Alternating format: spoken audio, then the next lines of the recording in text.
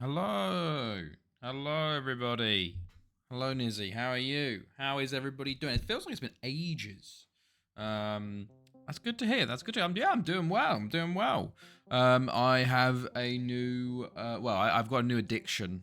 Helldivers 2. I am very addicted to that game at the moment. Oh my goodness me. Yeah, how was everybody's weekend Sunday? Well, it feels like it's been ages. I don't even know what I did on Sunday. Genuinely. I played Helldivers. Hello, Oliver. Hello, how are you, mate? How's it going? Yeah, I remember I bought and played Helldivers. And then we played it on Monday as well. I'm good. That's good to hear. That's good to hear. I'm tempted by that, but so many people moaning. Yeah, there is obviously the server issues. People are having issues. I haven't had too bad. Like, it took me an hour to get in once, but I feel like you can get around it basically by you need to basically just keep restarting the game, and you're more likely to jump in to the game. And then once you're in, if you have friends on Steam, you can invite them to the game that way, and it works quicker that way. Hello, Jambo. Hello, how are you? We're talking about Helldivers 2.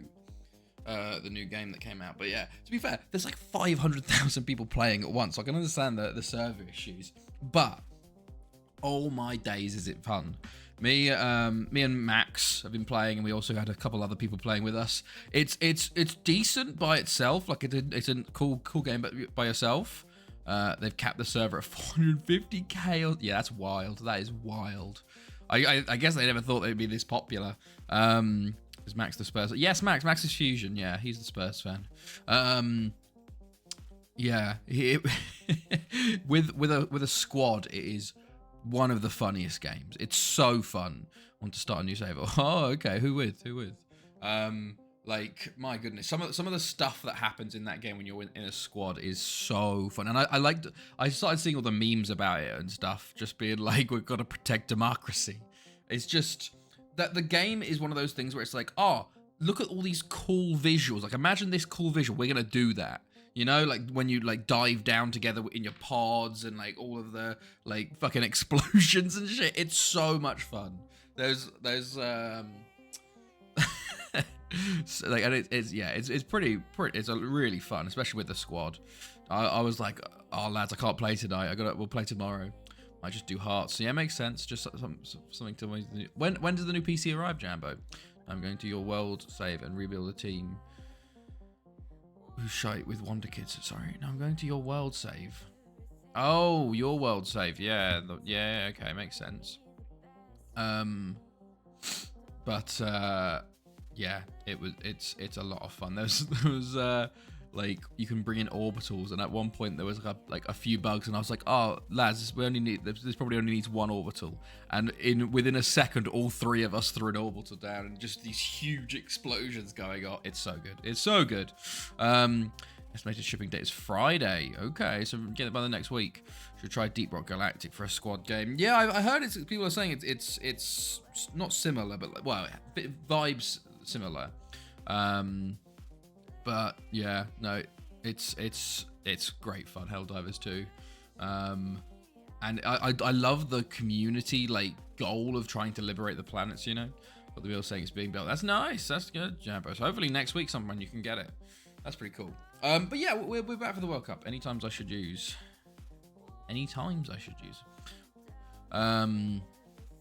We are here for the World Cup. Sorry, I'm talking about Helldivers so much. I did all. Yeah, no, it's great fun.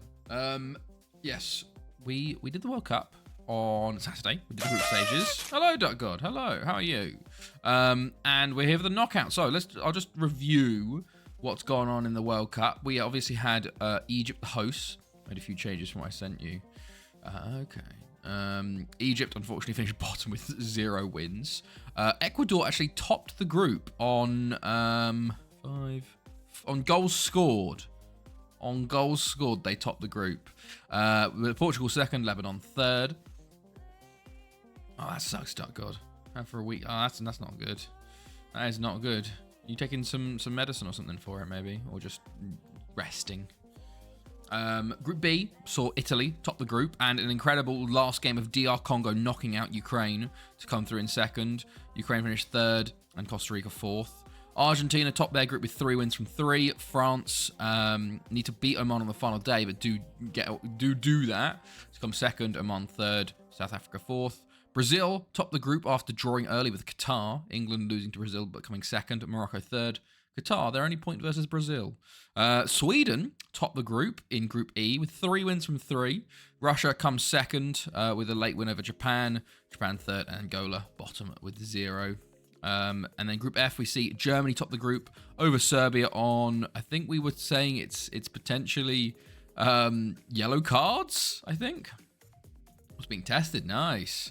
Then Colombia in third and Kuwait in fourth. Finally, got Group G, Belgium beating USA on the final day to jump from 4th position to 1st. Turkey comes second. Cameroon just missed out on goal difference, and then USA finished bottom. And then finally, Group H, Switzerland topped the group on goal difference, I think, with Holland second, Chile third, and Mexico in 4th. So we have the knockout round now. We've got DR Congo versus Ecuador, which we'll be watching first. Italy, Portugal. Argentina, England, Brazil, France, Serbia, Sweden, Germany, Russia, Belgium, Netherlands, Turkey, and Switzerland. So we decided we're going to watch DR Congo, Ecuador first. Then we went for Argentina, England. Then we went for Serbia versus Sweden. And then finally, Turkey versus Switzerland. So I think those are some good games to watch. So shall I get your predictions? Must have been built today, but waited yesterday in the queue. Okay. Yeah, I'd assume so. Right, so of course we did do a bit of predictions yesterday, but we've got a new game. So DR Congo versus Ecuador. We go for 2-0 to Ecuador, I think. Obviously, I'll show you what's been going on with the prediction, the points at the moment. We had a very interesting start. We had a fantastic start, and then just an absolute awful time with just pure red, and then we had a little bit of goodness towards the end. So currently, GCA is top with 13, although currently not here. Myself and Sazzy, 10 points, although Sazzy's not here, so we'll have to see. If people are here, you're getting a bit of an advantage here, getting some points on the board, maybe. Nizzy goes for 5-0 to Ecuador. My goodness me. Dark God's going to go 3-2 to the DR Congo. Hello, John. Hello, how are you? Jamba goes for 2-0 to Ecuador. If GCA is not, I could catch up. You could catch up. You could. We should. I think we should have something like 9 games today. So it won't be the full as much as there was on the group stage games, because we did a game every day. But there will be some points to be made up. 3-0 Ecuador, says John. Jumping straight in. Fuck it. I'll do hearts. Fair enough. Fair enough. Right. So there's some predictions in. But yes, let's have a look. Let's go back to it. Yeah, we've got Italy, Portugal today as well. It's a shame we can't watch more games, you know, because we only got 9 tonight, but it's not too bad. Right, I think that's it. I think otherwise then we keep me busy, freak. That's true. Shall we drop in? Drop in? I'm already in Helldiver speak. Let's go. It is, of course, Ecuador, our favourite to this one. It is DR Congo in the light blue with a 4-3-2 on the Czech Republic formation here. Wembagano, former Barry boy there. Do we know everyone else? Not really. But it's a 4-2-3-1. This is the formation I'm going to be playing next year, actually, with Thanethi. So that'll be an interesting one. We'll see how this one works.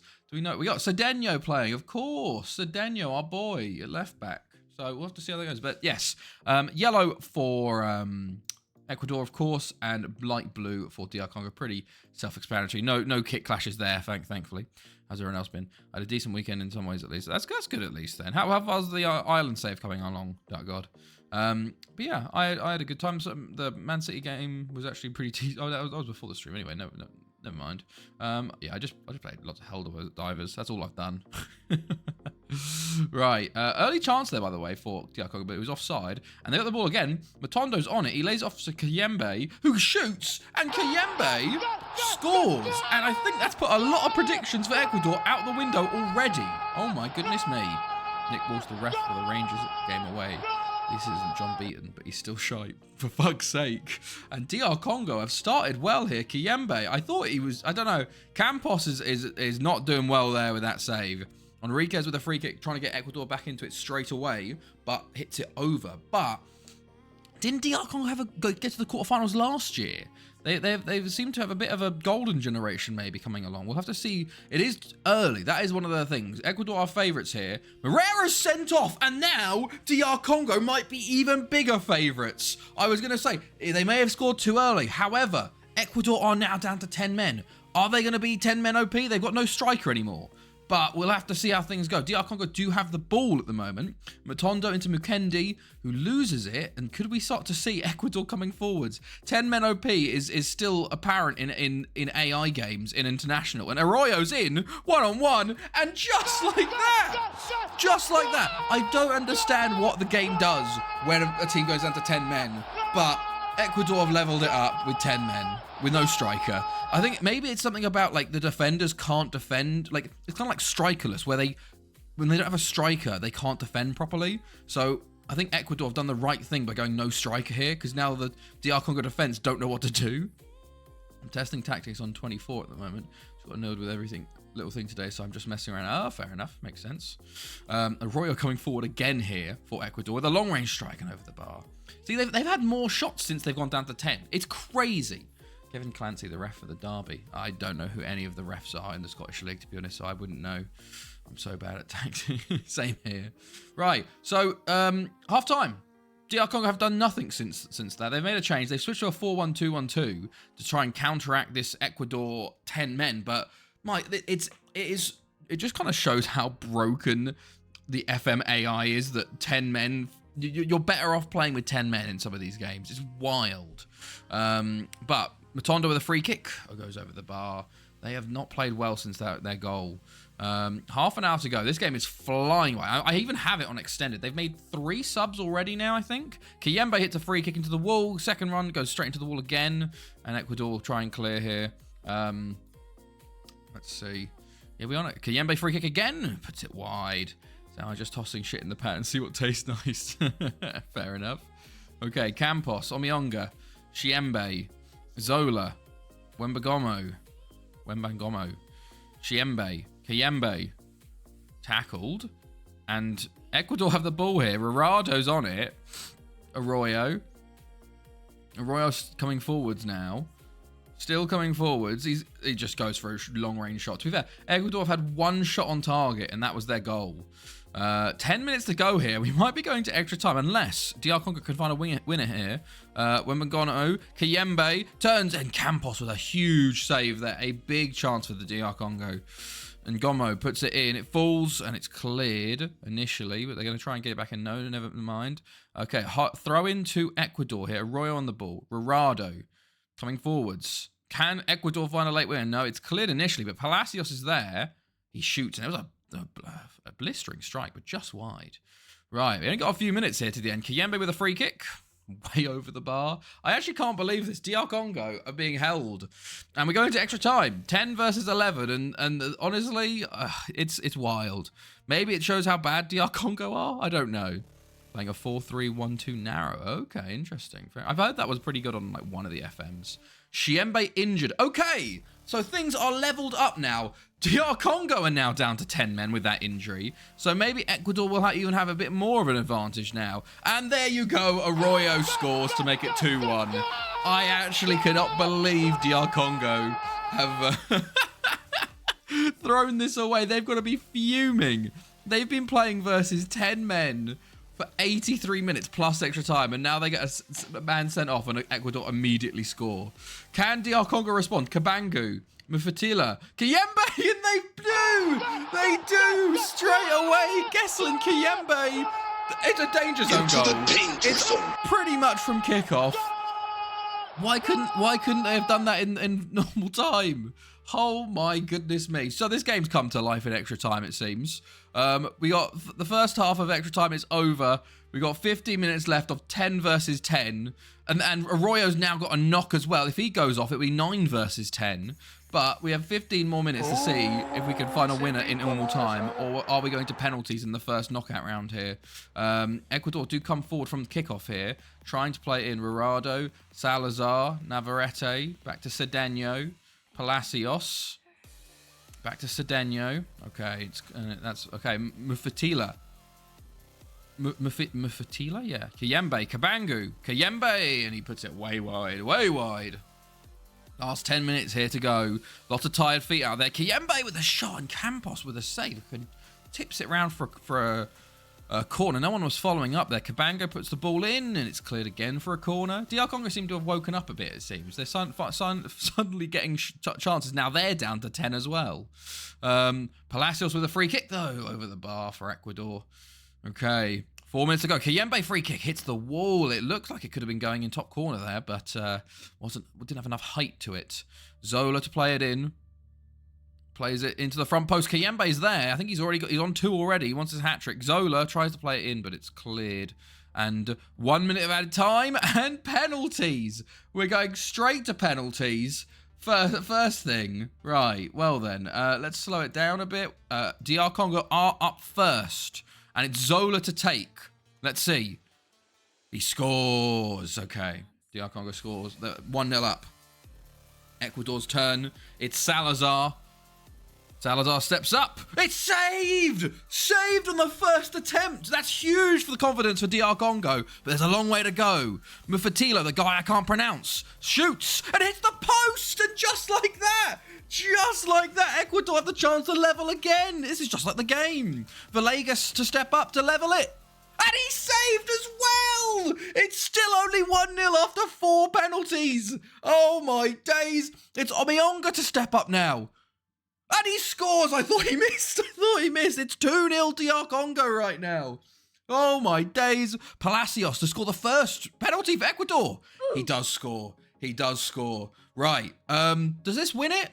No, it doesn't win it. But Kayembe scored 2 in the game. Can he score a penalty?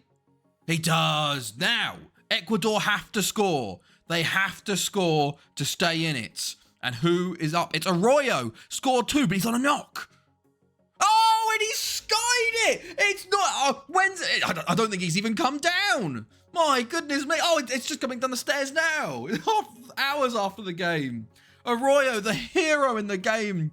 Well, the penalty taking was shocking from Ecuador. But DR Congo win 3-1 on penalties and go through into the quarterfinals of the World Cup. What a ridiculous first game that was. Oh my days. And Portugal beat Italy 1-0 with an own goal from Michael Oliveira. Ooh, okay, right. Bloody hell, what a game. What a first game that was. Oh, all of the other knockout games are going to pale in comparison to that. We peaked early. Jesus. Right, 0-0-1. Duck God with the points there. I'd love to see it. Would have preferred 3 points, but we'll take the solitary one, especially when no one else is getting points. Yes. Right, so let's go look back over here then. DR Congo win after surprise penalty thriller. It was definitely a surprise. And Italy do go out to Portugal pretty well. Italy shocking on their finishing in that game, it seems.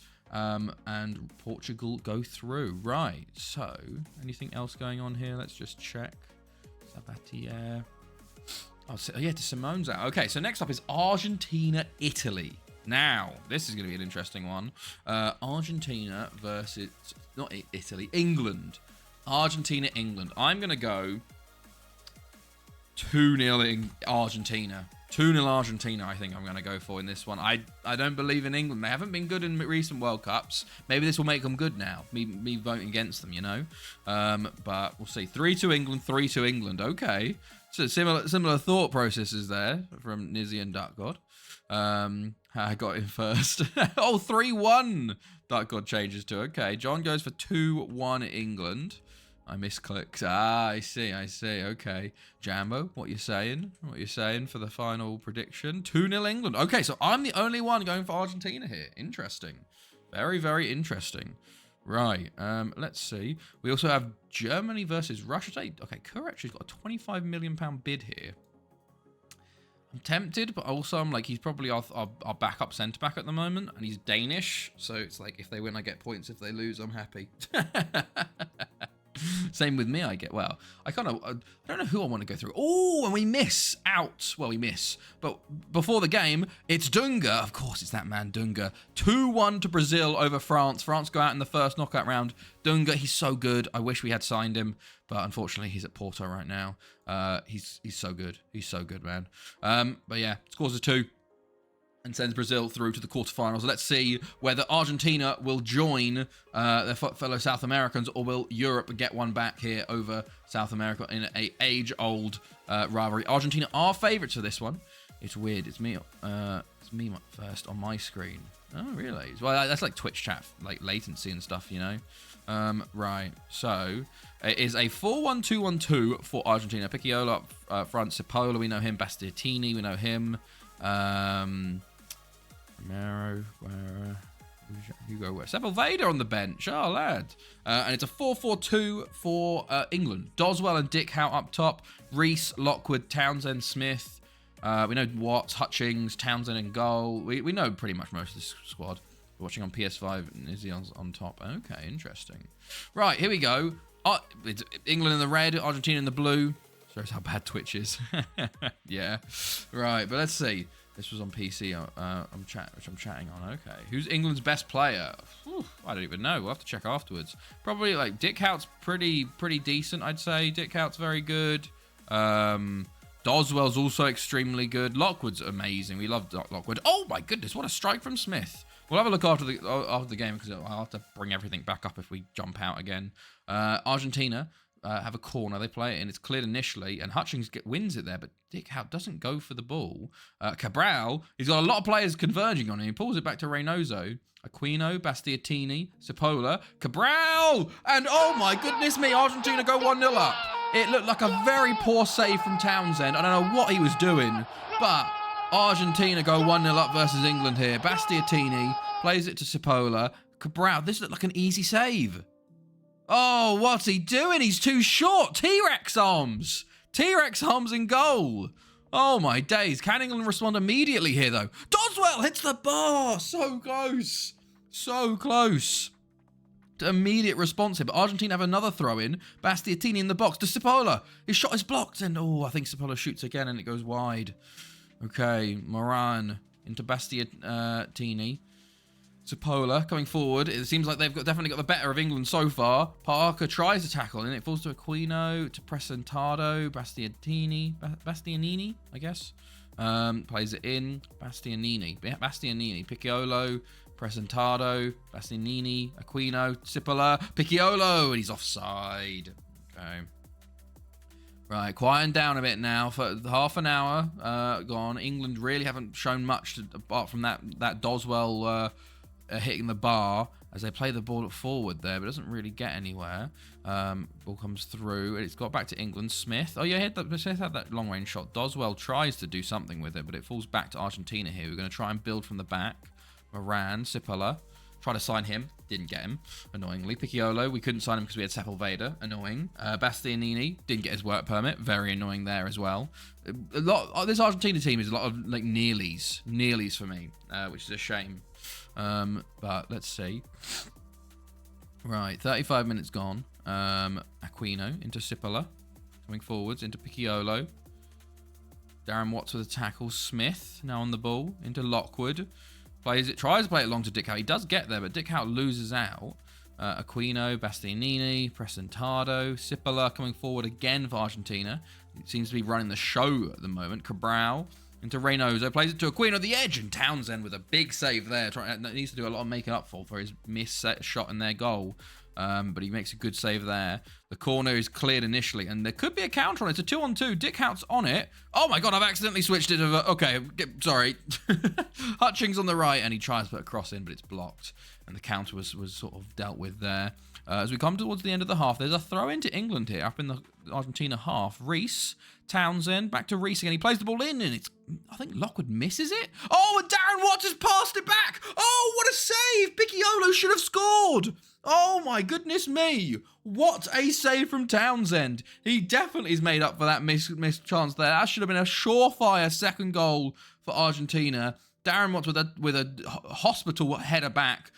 You know, the AI and stuff, but an insane save from Townsend to keep England in this game. 1-0 Dortmund. Oh, okay. Fair enough. And there's still a highlight here before the end of the half. England try to come forward, but they lose it. Presentado, Aquino, Cipolla, Picciolo. I think England are just trying to get to the half 1-0 down at this point. Although, Doswell down the left, he's got some space. He's going to try and put a cross, and he's not got much support. Falls to Lockwood. To Reece, who's quite open, and he shoots, and it's blocked. Maybe if he'd taken a touch, he could have beaten his man. There's 2 Townsends in this team. A Townsend in midfield as well. There's still a highlight here, maybe. Reece on the ball. Okay, never mind. He's giving it up. Picciolo's on it now, and Darren Watts with a tackle there. He is thanking Townsend from the bottom of his heart. So half-time, no changes, interestingly. England were not good in that first half, so you'd think they want to change it. Maybe they've changed something minor, you know, about the tactics, some player roles or something. We'll have to see. But we'll see how this goes in the second half. Doswell tries to play it forwards, but it's intercepted. Will we see Argentina try and defend their lead more, or England become a bit more open as they try and push for an equaliser here? Because they can't just sit back and lose like they did to Brazil, you know. They need to win. Hutchings into Townsend. Plays it to Doswell. And just like that, Doswell, he hit the bar in the first half. He's scored this time around. Egypt knocked out. Egypt finished bottom of their group with 0 points. So, yeah, they didn't do too well in their group. Okay, Andy Ellis comes on to replace Dick Howe, and things are all leveled up now. Now, let's see who has the momentum. Will England have the momentum, or will Argentina sort of go back to playing the way they were in the first half? We will see, as Picciolo has got the ball here into Cipolla. Back to... Oh, Lockwood intercepts here. Ellis on the ball, the new substitute, holding it up, trying to find a pass. He does get it to Smith there on the left, who's quite open, although he runs into Reynoso there. We also tried to sign Reynoso, didn't we? And he didn't get a work permit either. What the hell's going on here? Smith on the ball into Townsend. Over to Reece. Reece holds it up, plays it in, and it falls to Andy Ellis. What a good bit of good fortune there. Oh, my days. Wow. A completely random goal there. Reece plays it in. It hits the Argentina defender as he slide tackles it and just plays it into the path of Ellis, who looked offside. But because the Argentina defender basically passed it to him, it's now 2-1 England. And Argentina do have a kickoff highlight straight away here. Reynoso on the right plays it in. It's cleared initially. Cipolla's there. Tries a shot and Townsend saves again. Worst host. No, China are the worst host nation. Egypt actually have got to the semi-finals of the World Cup as hosts. They actually did it in oh my god, Doswell! Oh, how's he missed? What a save from Villarreal. England could have gone 3-1 up there. What a cross. Doswell, the first one saved and the second one goes out for a corner, but a huge chance missed from England. Will they regret that? The chance got by 2 clear goals. Argentina regretted not going up by 2 with that Picciolo chance right before in the end of the first half. Will England rue that miss there from Doswell? We will see. But England much, much better in this second half here. Argentina, I don't think know what's hit them yet. Although they do come forward here. Picciolo, Darren Watts will clear. There's another counter-attack here. West holds it onto it and sort of kills any sort of thing for a counter. Although Reece is quite open on the left. Plays it into Ellis. Into West. West plays it into Doswell, and it's another header from Doswell. The England have figured out what to do. Just cross it to Doswell. And England are winning 3-1 now. My goodness me. Did he trap that with like a little behind the legs that things that's there? But Doswell is another one. Argentina are panicking as they bring on 2 substitutions here. We do have a kickoff highlight as well. No, yeah, China have never ever qualified anywhere above 4th in their group. Egypt, the World Cup before I started streaming, I think it was the 2240 or 2238 World Cup, something like that. They got to the semi-finals, although they did lose to England 5-0. But Ellis coming forward here. Can he make it 4? Oh, he can't, but Doswell misses it for a hat-trick. Oh, my goodness, some big misses there from England. But England are a completely different team in this second half. My goodness me, they're getting chance after chance. Still technically a little bit open at the back, but the 3-1 cushion helps them a little bit here. Although Moran's on the ball, plays it in. It's cleared a fantastic defense there because Piccolo was right on hand to put that into the back of the net, and the shot goes wide. Okay, Argentina make their last substitution as Reynoso comes off. I think they just need to keep trying to hit Doswell on the head, and then he'll just score headers. Leiva comes forward for Argentina, into Bastianini, Diaz, into Cipolla, into Picciolo. Oh, Townsend with a huge save. He had that blunder on the first goal, but since that point, he has been incredible. At least three huge saves. Oh my God, there's a counter-attack again. Darren Watts is on the ball. I think he got a bit scared there, a bit of a nosebleed. The defender was leading the counter-attack for a second there, and I don't think he knew what to do. Cipolla with the free kick, plays it in. It's cleared initially. Cabral gets onto it. Cipolla again. He's tackled by Ellis, and Lockwood has a chance to counter here. Doswell. It's okay. There's a stream of England players coming forward. Doswell's still on it though. He shoots himself. He's a bit selfish, going for his hat trick. He had a lot of support with him. I think his teammates would be very pissed. We've got a third Townsend on the pitch. Steve Townsend has just showed up, I think, for England. Where are all these Townsends coming from?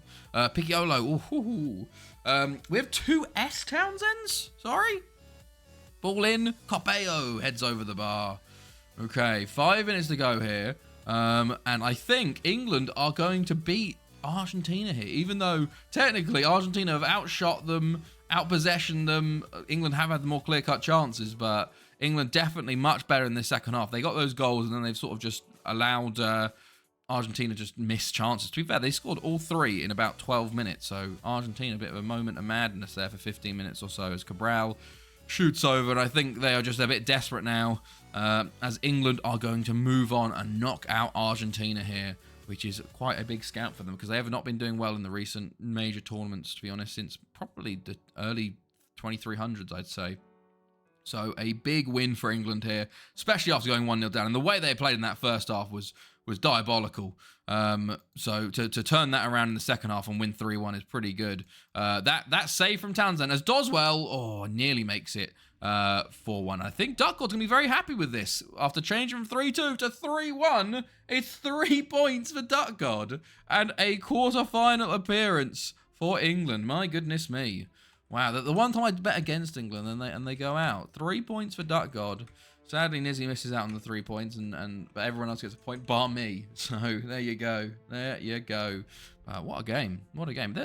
England ended with 3 Townsend. Steve Townsend, Ashley Townsend, and Sean Townsend. What is... There's a Townsend family going on here. Right, let me look at Argentina stats. Let me go back to this. We can look at the England squad now, John, and have a look at England's best player. Doswell, definitely up there, playing for FC Metz at the moment. He has got 4 goals this tournament now. But let's have a look at England. I should actually check the Townsend to see if any of them are related, you know. But we'll see. Right, national team. Who is the current highest value player? It's Colin Doswell for FC Metz. He's only 25 as well. He's very good young striker for FC Metz. He was bought for 56 million from Lido, who only got him for 4.4 million from Birmingham. Adam Park is at 36.5 million. He's pretty good. England have quite a good young, a good team in their prime here. 27-year-old Lee Smith, Andy Ellis, the substitute that came on. He's all right. Dick Hout, he's a bit older now, but he has been very, very good for Barry. Who else is pretty good? Lockwood, he's 33. He's 33 now. My goodness me. There you go. Right. Well, there we go. Can't believe Doswell's on 300,000, by the way. Crazy. To be fair, Adam Parker on 39,000. Very cheap. Well done, Barry. Right, so we continue on. Next up is Serbia-Sweden. So a very interesting game there. We've got a lot of weird games due to how the groups finished, you know. But let's type that in. Serbia versus Sweden. I think 2-1 Serbia, I think. I think Serbia are going to make this quarterfinals. I feel like Sweden are going to run out of steam. They're going to be one of those teams that get all 3 wins in their group and then just go out in the first knockout round. 2-2 Sweden on pens, says Nizzy. Oh, okay. We've had 2 very good games so far, which is nice to see. Some good quality knockout rounds. So I'm wondering when the buck stops. Maybe this game is when it stops. Let's see. Right.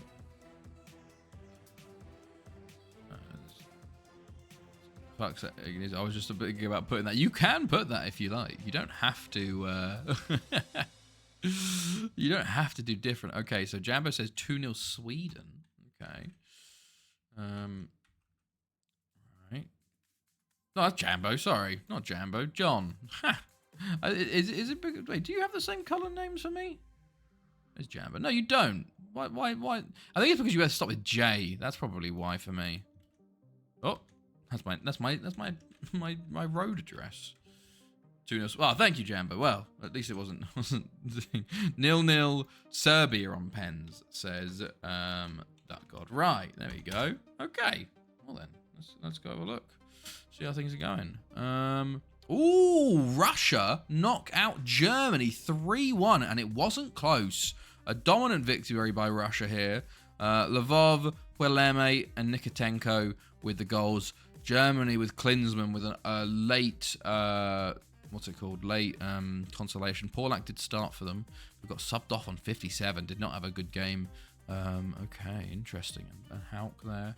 Well then, we'll see how this one goes. Serbia are made favourites. No worries, Nizzy. No worries. It's a 4-1-2-3 for Serbia. Of course, they've got Brankovic up top. They've got Kirkic in, Kolic, Tatalovic. They've got Petkovic and Maras on the bench, former Thanethi boys. Then Sweden, we've got Oskarsson, we know him. We don't know much about else. Svard in goal.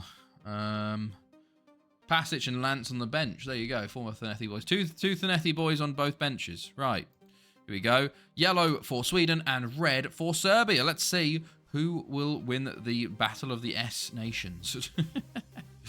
Okay, Oskarsson will clear initially. Jakobsen on the ball for Sweden. Sweden, by the way, in the same formation that we will be as well. This obviously, it's a favourite for the international teams. So I need to copy some tactics, maybe. Although Ecuador did lose their one. And I don't know what's going to happen with Sweden here. But Jakobsen clears. Anderson coming from this Serbia corner. There's a counter-attack here. Anderson loses it to Jakojevic. Can Serbia counter? Kirkic on the ball. Up to Brankovic. Obviously the star man for them. Into Mijanic. Although Kolic is coming through now as well, playing at Barry. And Tatalovic puts wide from the shot there. A few early shots of Serbia. Sweden, nothing so far as of yet. But only the first 10 minutes. Sweden with a throw-in now. Eriksson on the ball. Into Anderson. Into Jakobsen. Tackled, and Arafovic will try and clear with it. Stojkovic tries to go down the line, but Jelic is there. Jelic doesn't sound very... He sounds like he should be playing for Sweden. But Eriksson, Johannesson on the ball, trying to cut inside Engström. Into Nastrom. Into Anderson. Plays it off to Rosen, who gets it back to Anderson. He's going to pull it. Oh, he's going to shoot straight at Milovanovic. A bit selfish there.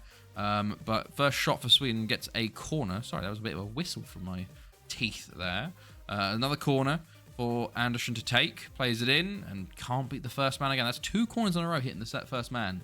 He would be off of corners immediately. Anderson to take again. Plays to the back post. This time it's off the line from Miljanic. A huge stop from him. Otherwise, that was going in the back post for Sweden. And Serbia tried to counter, actually. But, what was his name? Does a very good job. 16. Rosen does a very good job, actually, tackling both of them there. Miljanic gets the first yellow card of the game for Serbia. Anderson free kick hits the wall from it. He's been shocking with his deliveries. Eriksson on the ball into Rosen. Rosen back to Eriksson. Into Anderson. Anderson tackled. He's been terrible, man. Kolic wins it back, but half an hour gone. Still 0-0. Duck God's predictions looking good so far, as we are going to hit half time and it's 0-0. Oh my days. Jakobsen injured for Sweden, so Tobias Gren comes on up top for Sweden. No changes from either side. Stojkovic with an early foul there, but nothing really from it. Letic comes on for Kolic, the first substitution? Substitution. That's a new one. Serbia substitution. And just at the end of the danger zone here, Serbia have a throw-in. Miljanic has got it in the middle. Tatalovic, Arafovic, Brankovic, and Svard with a big save. I was going to say, I think 1 goal could be the difference in this game. Arafovic plays it in. Stojkovic, Kirkic. Kirkic on the ball, still Mijanic, puts it wide. Harry Potter would be proud. Substitution Serbia, substitution Sweden. I think they've both got 2 left. And there goes Serbia's final one as Spremo comes on for Brankovic. And there goes Sweden's final one as Jusa comes on for Nilsson. As we have only 13 minutes left as Serbia have a corner. Played in initially, it's cleared. Jelic back to the defence for Serbia. They're going to try again. Tosic comes forwards, plays it forward. Oskarsson clears initially. Tatalovic. Jozovic on the ball into the box, and Svard with a big save. That could have gone into the bottom corner there, but it's out for a corner instead. Jozovic plays it in. Serbia have definitely had the more chances of this game, but nothing really too big.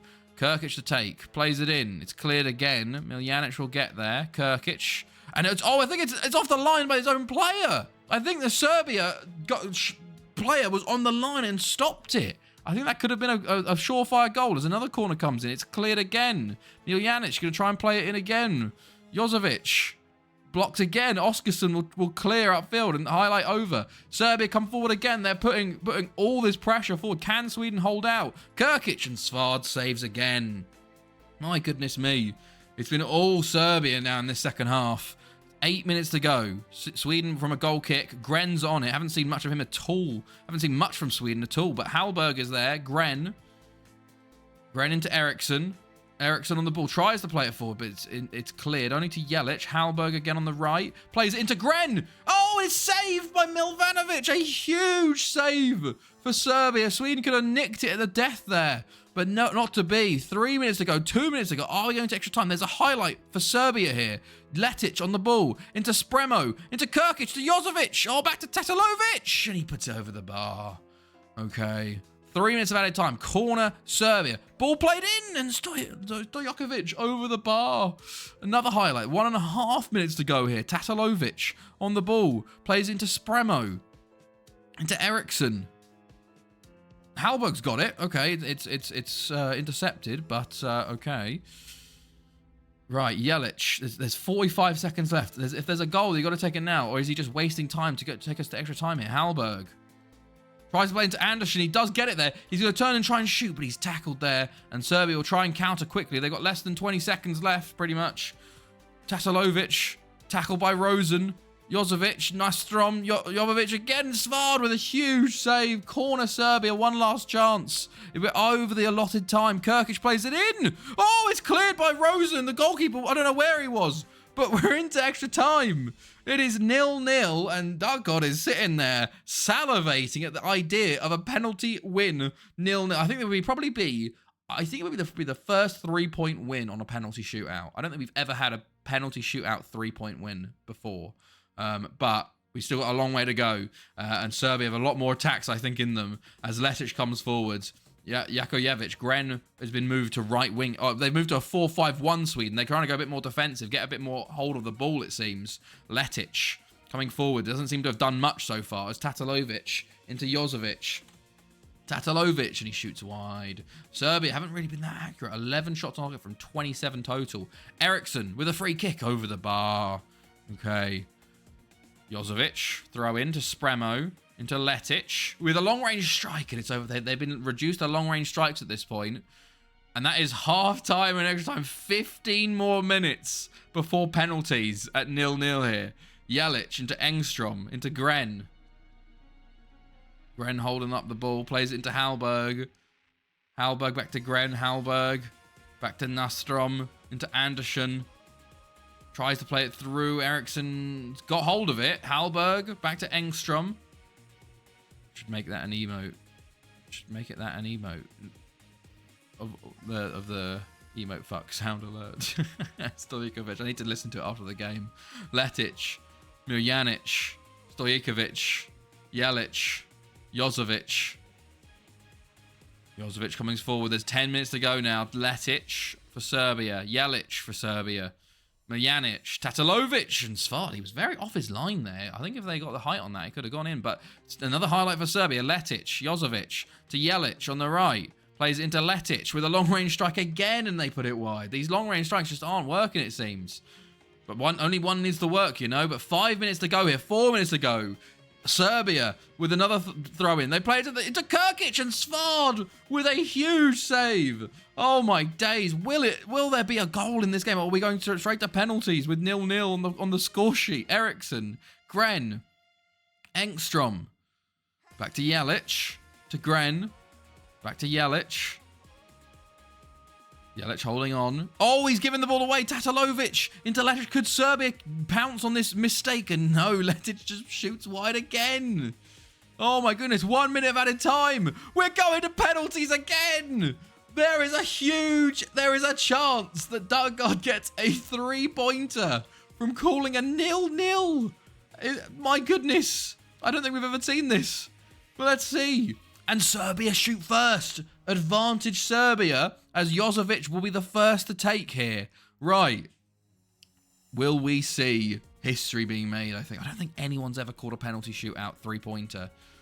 I don't think. I think we've definitely seen close, but I don't think we've seen this. But here we go.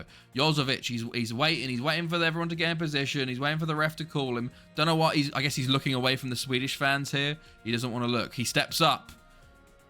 Scores. Okay. Jozovic puts in the bottom corner. Hallberg to step up for Sweden. Scores. Top bins. 1-1. Okay. Next up for Serbia, it's Tosic. He's going to take a shot. Oh, and Tosic hits the bar. It's not good news for Dutgard and Serbia. Can Sweden capitalise? It's Jelic. He sounds Serbian. He scores like a Swede, though. Jelic puts Sweden 2-1 up. And now Serbia are really... it's Jelic for Serbia. And he scores. It's 2-2 now. But Sweden definitely have the advantage to go back up 3-2. It's Rosen, the left back for Sweden. And he scores easy. Bottom corner. Serbia, the pressure's now on. Serbia, who is stepping up, it's Tatalovic. He took a long-range strikes in the game, and he scores this one to bring it to 3-3. Sweden can score this and put a lot of pressure on Serbia. It's Gren, the substitute striker, who ended the game right mid. It's saved! Saved by Serbia! We're back level 3 apiece. And Miljanic to step up for the 5th penalty. Oh, he scored. The keeper didn't even move. Pressure on Sweden now. How quickly it changes. It's Andersson. He was terrible at set pieces in the game. He scores the penalty in the shootout. 4-4 into the 6th penalties. It's Kirkic to step up for Serbia. Bottom corner, left, easy. Pressure back on Sweden. Steps up, it's Eriksson for Sweden to keep things going. He scores, bottom right, keeper goes the right way, but too powerful for him. Next up for Serbia, it's Jakujevic, the guy I can't pronounce. He takes a shot, and it's another goal for Serbia. Now 6-5. Pressure back on Sweden. It's Oskarsson, the centre-back. I nearly signed him back in the day. Oh, my goodness. What a penalty. My goodness me. 6-6. And back to Serbia. Letic to step up. Oh, and he scores. The keeper goes the right way, but just too high for him. Pressure on Sweden once again. And it's Engstrom. Steps up. And he scores. It should have been saved. It should have been saved. My goodness me. It's 7-7. Stojakovic to step up for Serbia. And he scores. It's 8-7. We're onto the 9th takers each. Sweden need to score again to keep in it. It's Ersan Yusa, the substitute centre-back. Off the post and in. Oh, that was close. How close can you get? My goodness me. Spremo to step up. Oh, and he scores for the 10th penalty taker for Serbia. Can we go to goalkeepers? Nastrom to step up for Sweden. Oh, and he's saved! It's saved for the 10th one! And it's... oh my days, it's Dutgard with 3 points. It's a 0-0 Serbia penalty shootout win. Who would have predicted? Dutgard, obviously. Who's that insane? My goodness me. What a ridiculous game. Doesn't he need to get the pen shootout right? Well. Oh my goodness. Serbia go through to the quarters. Thank fuck that's over my heart. I thought Sweden had it. I genuinely thought Sweden had it at when Serbia missed that one, but my goodness me. Well, point for me. 1 point for me. I don't have to worry too much. 3 points for Dutgard. That is ridiculous. Hello, GCA, in before 56-55, literally. Oh my goodness me. Oh, that is incredible. That is, I'm going to highlight that just because that's crazy. Almost had 3 in the first game too.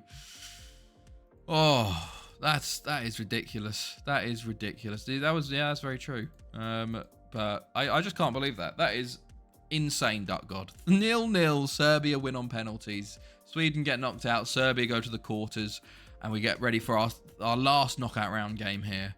But my goodness, we've had 3 bangers of games already. Technically, this one wasn't the best one, but the penalty shootout for sure was very good. So the way it works is let me predict first, then go different to me, and you'll get the result. That's true. That's true. Lastly, it's Turkey versus Switzerland. Duck God, I can't believe he's got 2 3-pointers in a row. And I think Duck God's probably flying, but we'll check after this final game. We've got Turkey-Switzerland up next. I'm going to go 2-1 Turkey in this game. Something simple. Let's see what everybody else goes for.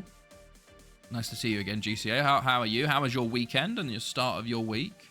Hopefully things are going well, and you can jump back get into predictions because you were leading.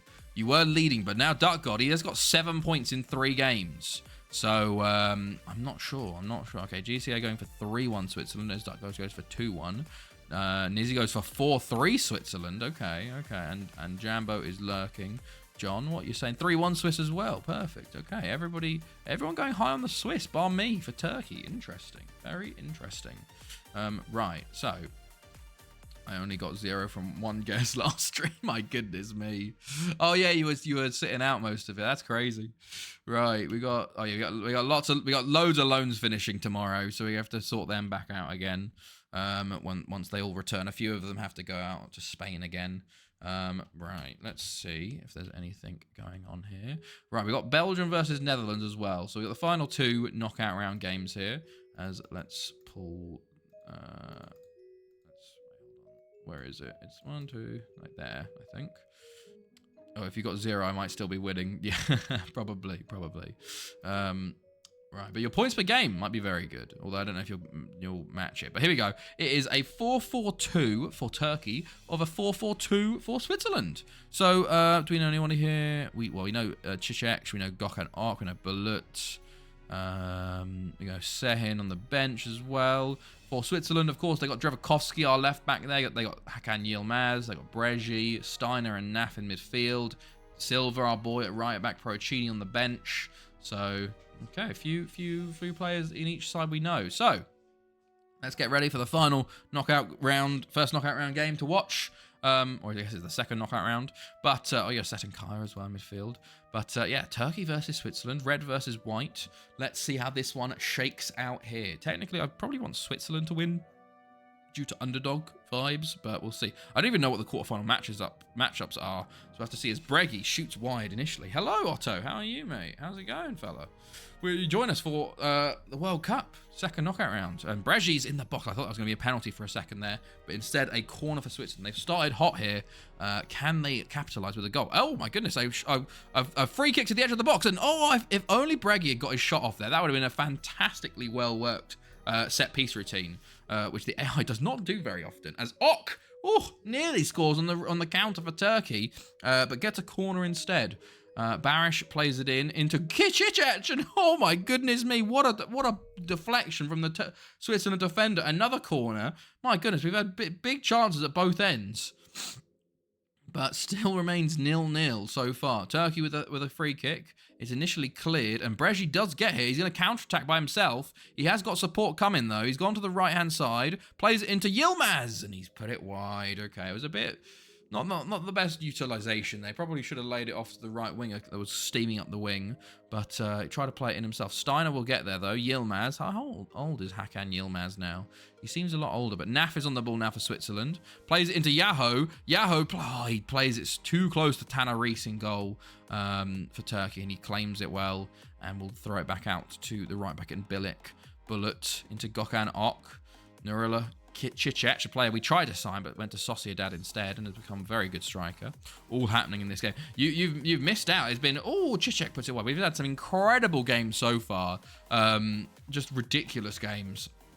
DR Congo knocked out Ecuador 2-2 after penalties. And Ecuador had a man sent off from the 7th minute, and Ecuador even took the lead in extra time. It was ridiculous. It was and then they both finished on 10 due to injuries to DR Congo.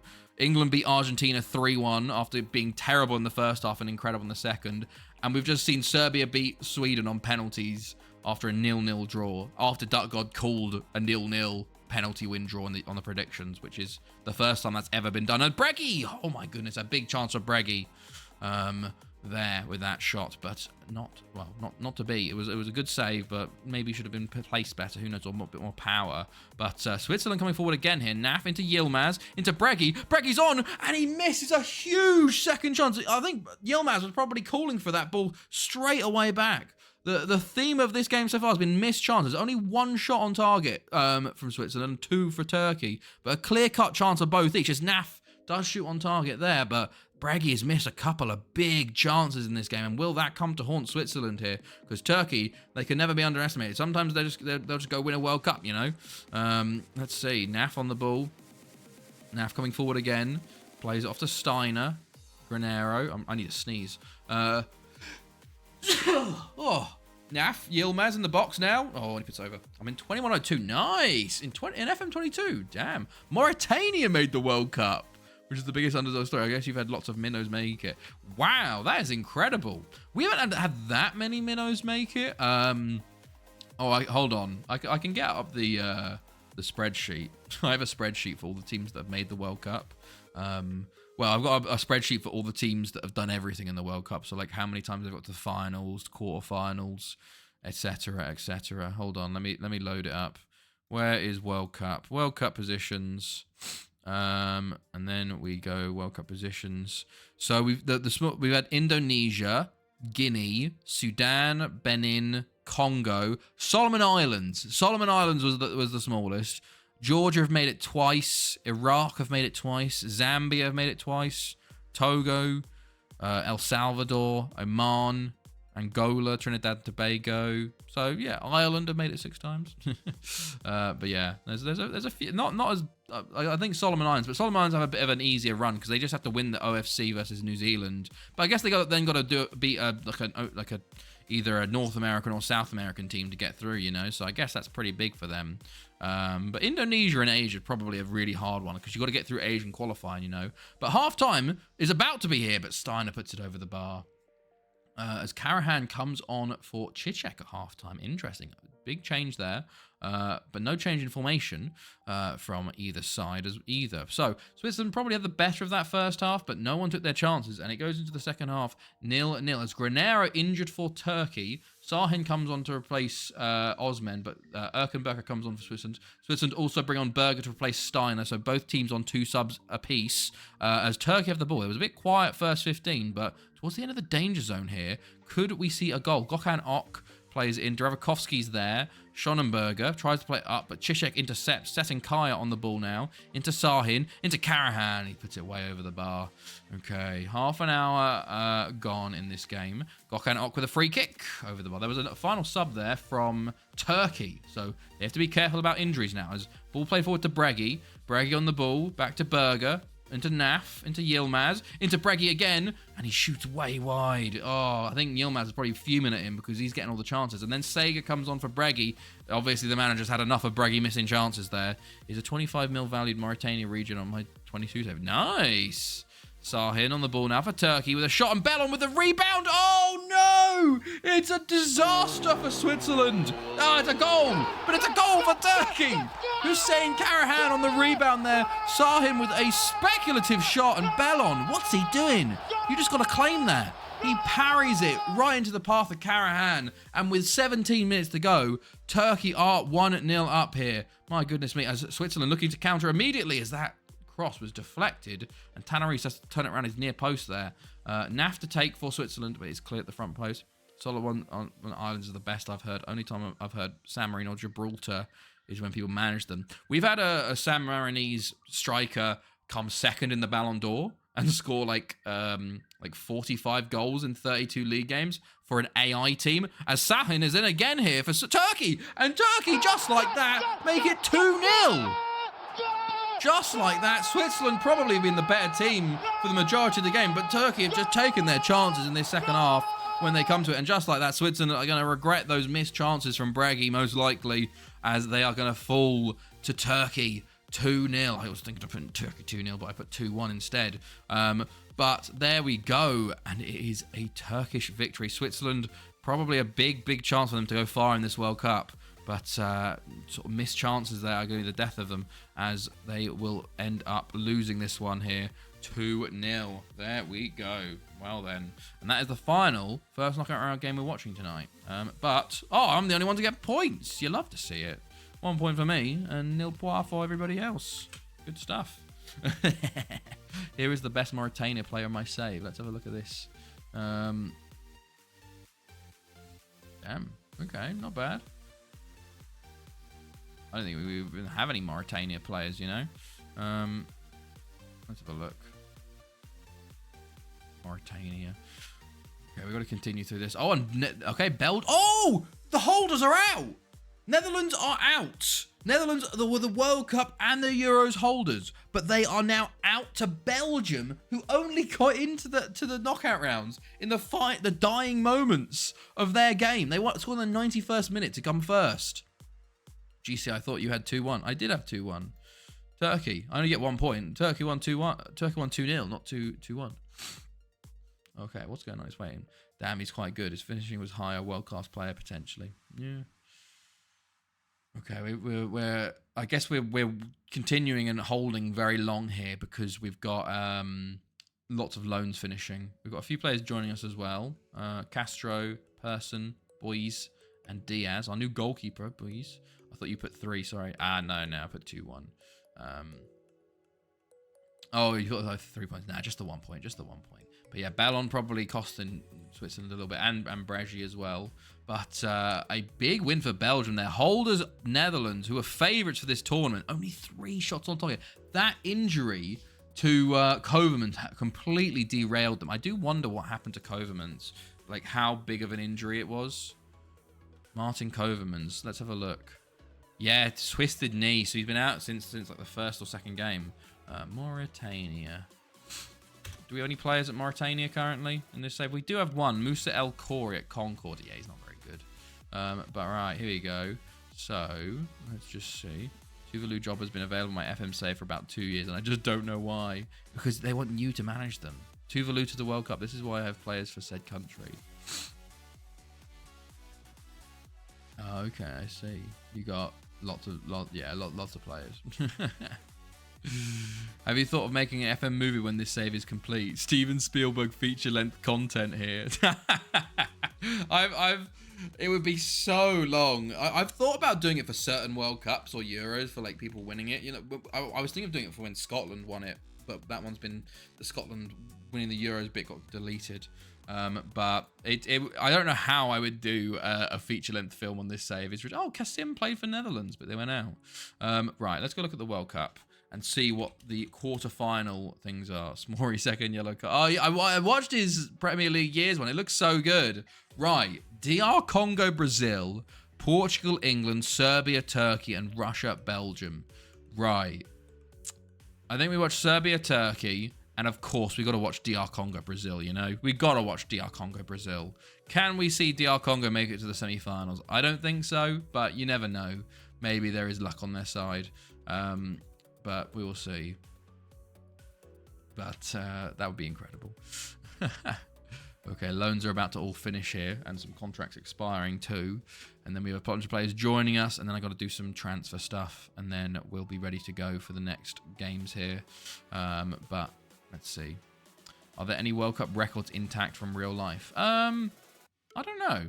Though the attendance record is from like Uruguay. Okay, Mike Wazowski bid. Enrique's loan, like where is it? World Cup. We got a few. Like where is it? We do have oldest goal scorer Roger Mia. Fastest goal Hakan Şükür. Oldest player Mondragon. Anybody new here? Anything new? Yeah, the highest scoring game. Oh, that's 20. Why is that not starred? Highest attendance still 200,000 from Brazil, Uruguay. I don't think that'll be top for a long time. Okay, Zenteno's loan finishes. Oh, we can get Zenteno back as a DM. That's good at least. Lots of loans finishing, which is good. And lots of people releasing players. Anything going on for us? Who are we releasing? Are we releasing players? We should be. Yeah, we released those two. We've got... Oh, Tapia. Oh, shit. He's currently unhappy. Okay, we got to play him lots in pre-season. Where's Tapia?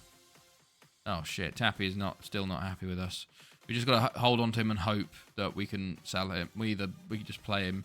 Romani, Duenas, Estrella, Peterson, Sondergaard, Halpin, Castado, okay, we have to sell all of those guys.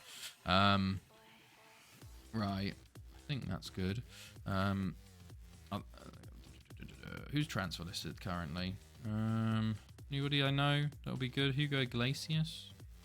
25. 28.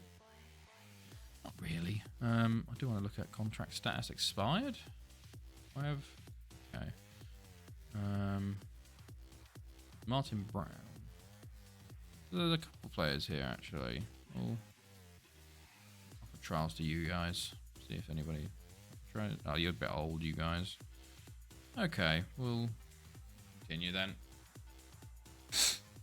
Okay. Let's see. The reason I had a great weekend was I want to give... Oh, what giveaway did you win? Shane Hayward. Right. Macius. Oh. This guy's pretty good. Krag. ESG top rich list. Where are we up? We're from 9th to 8th. We're getting there slowly. Right. Let us see. Diaz. Boys will be an interesting one. Babuji? Bees? I don't even know how to say it. We need Ard here. Someone gifted me a sub, which... Oh, yeah, I remember you saying that on Saturday. That's pretty cool. Very cool. Right, 4 joins. We got Alexander Ersin Persson. What a name. Norwegian centre mid, 20 years old. Very, like, he basically went for the loan army, you know. But he's definitely good to see. Box to box midfielder. He can train. He can play anywhere as well. The midfield there. Diego Castro, another one for the loan army. He's Bolivian, so yeah, fantastic. Honestly, maybe he could put a shift in at right back.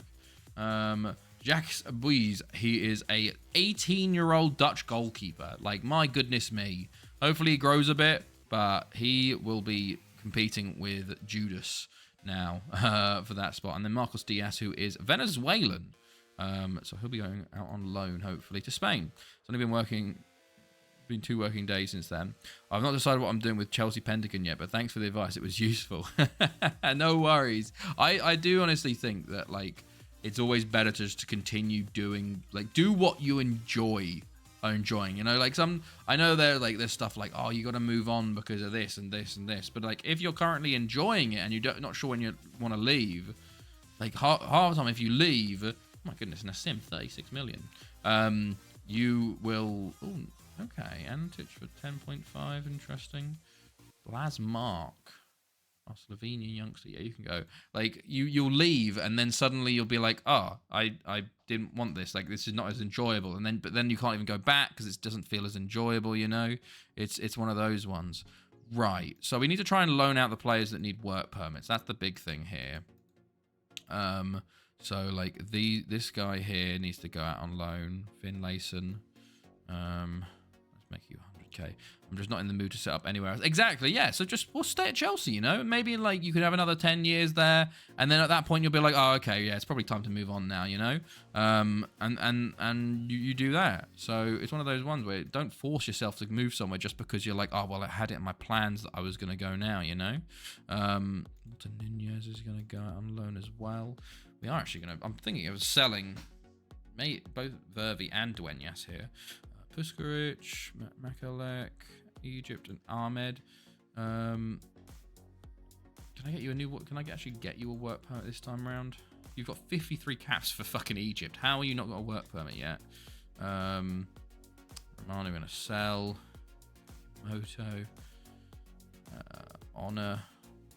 Loan you again. Middlesbrough. Norway, Paraguay, Peru. Espinoza, you can go out on loan as well. You're trying to get you to Spain. Romania, Senegal, Serbia, South Africa. Annoyingly, I can't offer you an actual full-time contract yet, which is annoying. We'll try again now. Probably just keep an eye on jobs, but stay at Chelsea. And exactly.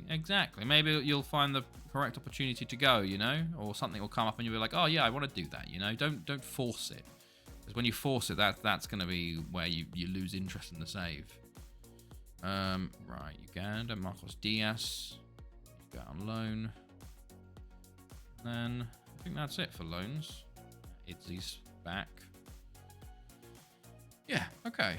Let's see how many of them get loan decisions. We got DR Congo versus Brazil. 2 predicts.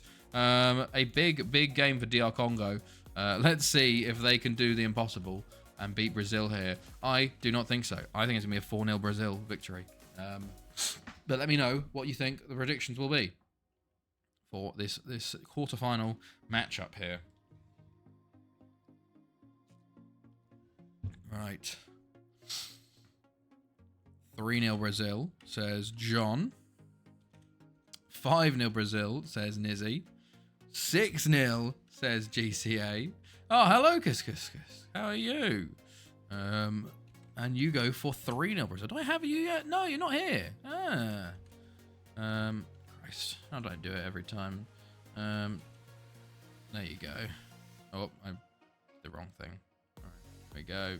Oh, there you go. That's the right one. 3-0 Brazil. That got 2-2 DR Congo on pens. I would love it. I would absolutely love it, but we will see. We will see. Right. Okay, then. Let's go back to the game.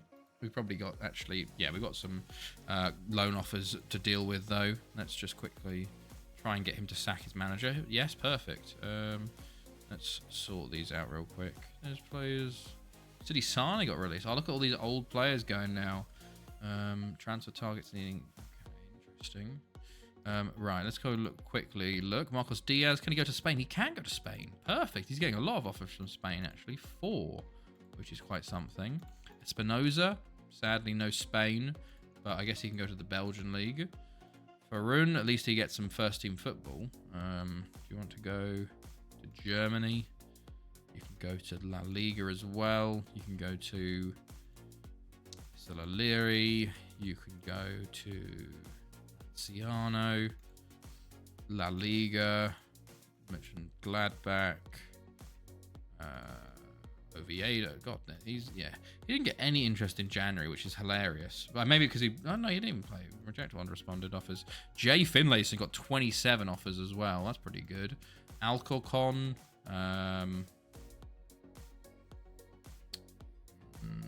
Alcorcon. Okay, Vienna, Lanciano.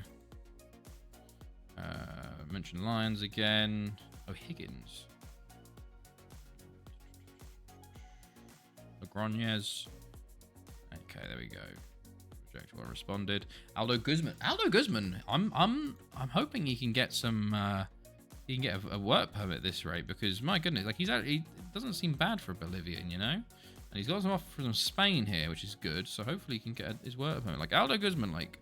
I have hope for him, you know. He's 19 years old. He's not bad for a right back, you know. Not bad at all. Jayed, you can go. Yeah, you can go to either of these guys. Boya, you can go to Portugal, mate. Why not? You can go wherever you want, mate.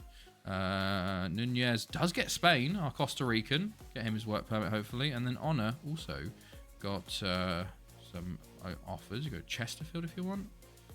Go there. You can go to Grosseto. Leary. Or Jenna, Leverkusen. Maybe I'm gonna take out Chesterfield just in case work permit situations, because he doesn't have a work permit currently. So I'm gonna reject all other offers. Look at the favorite to take over. Let's have a look at who the favorite is to take over. Penny McCarthy. Oh my days. Amazing. Love it. Right, okay, we're ready to continue then. DR Congo versus Brazil, and they've got Serbia, Turkey, so you charged the fare there. But we will see who gets through to the semi-finals here. England, I think England, Portugal's a pretty. Is it England, Portugal? Maybe. Or is it Belgium, Portugal? I don't know. I feel like there's gonna be a big team World Cup again. Sadly, but unless DR Congo can pull a rabbit out of a hat here versus Brazil, no worries, Dark God. But let's see. Anything? Nope. Continue again. So we get ready. Okay.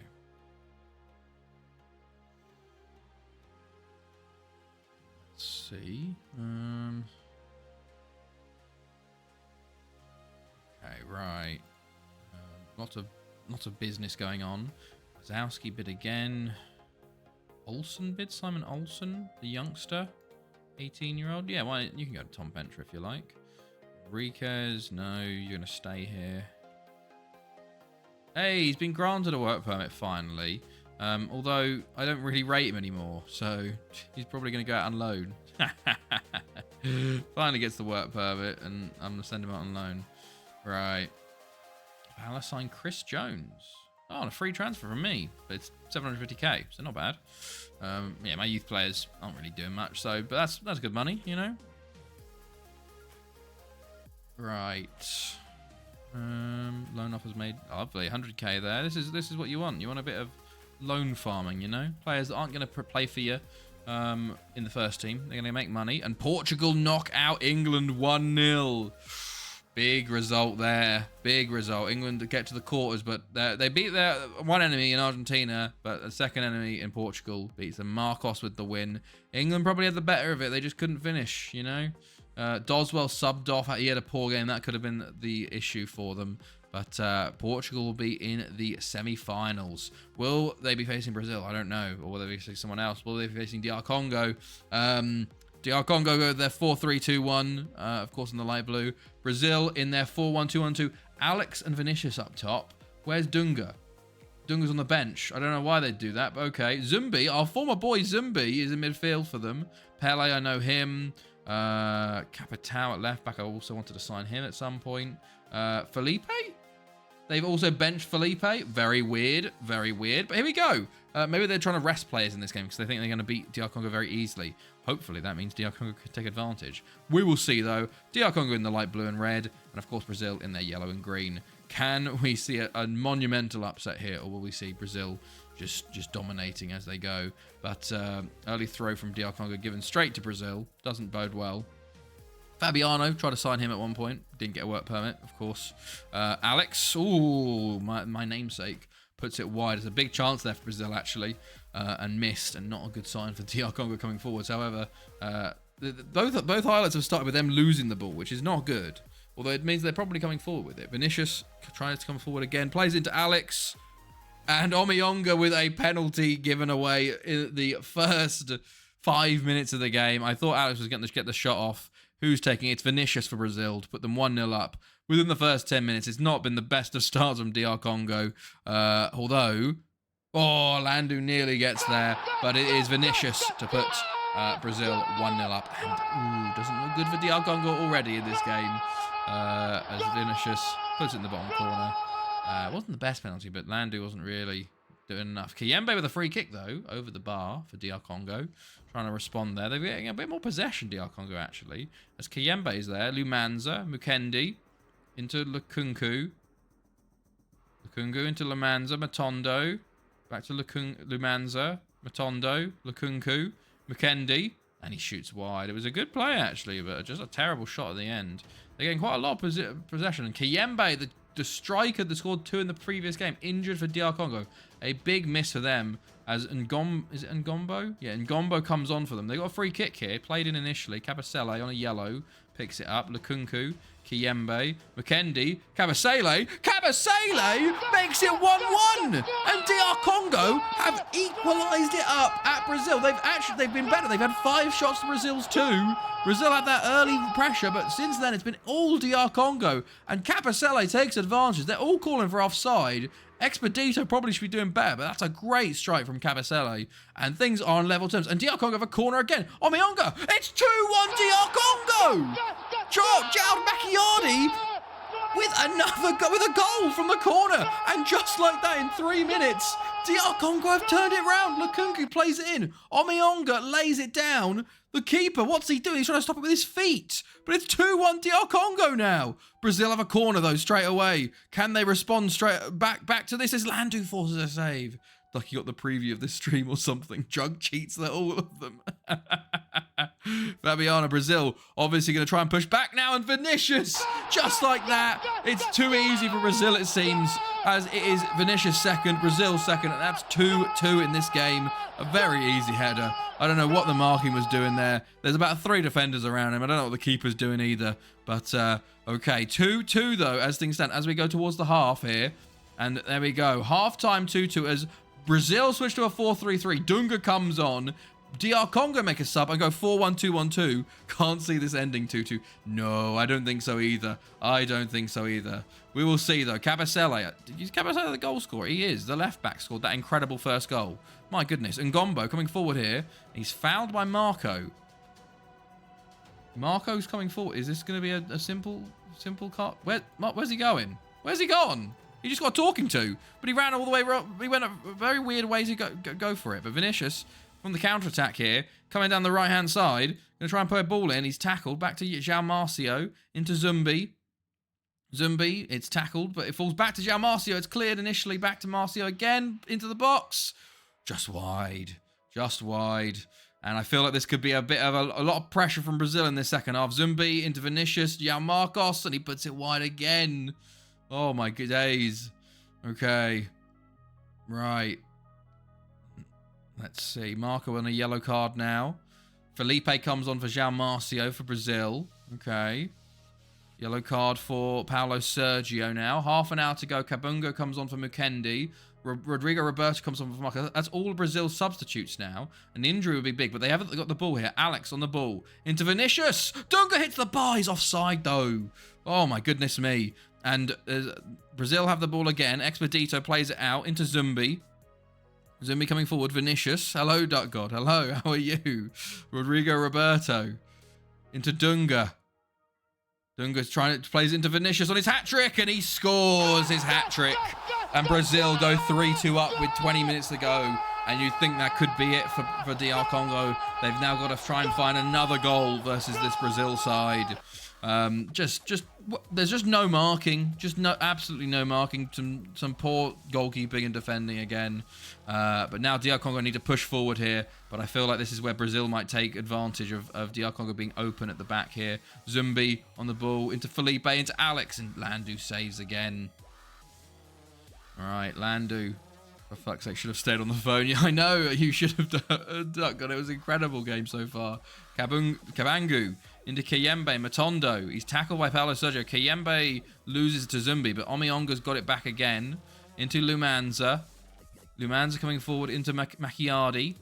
Into Matondo. Into Ngombo. Into Kayembe. It's 3-3. DR Congo do equalise. Papo Kayembe with the goal. An incredibly well-worked goal. And with 15 minutes to go, it's all level again. Incredible play. Matondo into Ngombo. Papo Kayembe makes the run. And it's a fantastic goal by DR Congo. And they've got a lot of possession. It's 7 minutes, 5 minutes to go. Landu from the goal kick just gives it straight to Brazil. I despise when the AI goalkeeper does this, but Alex comes forward now for Brazil. Capitao into Zumbi. Will it be heartbreak for DR Congo? Macchiardi with a tackle. Marco's there. Capitao into Alex.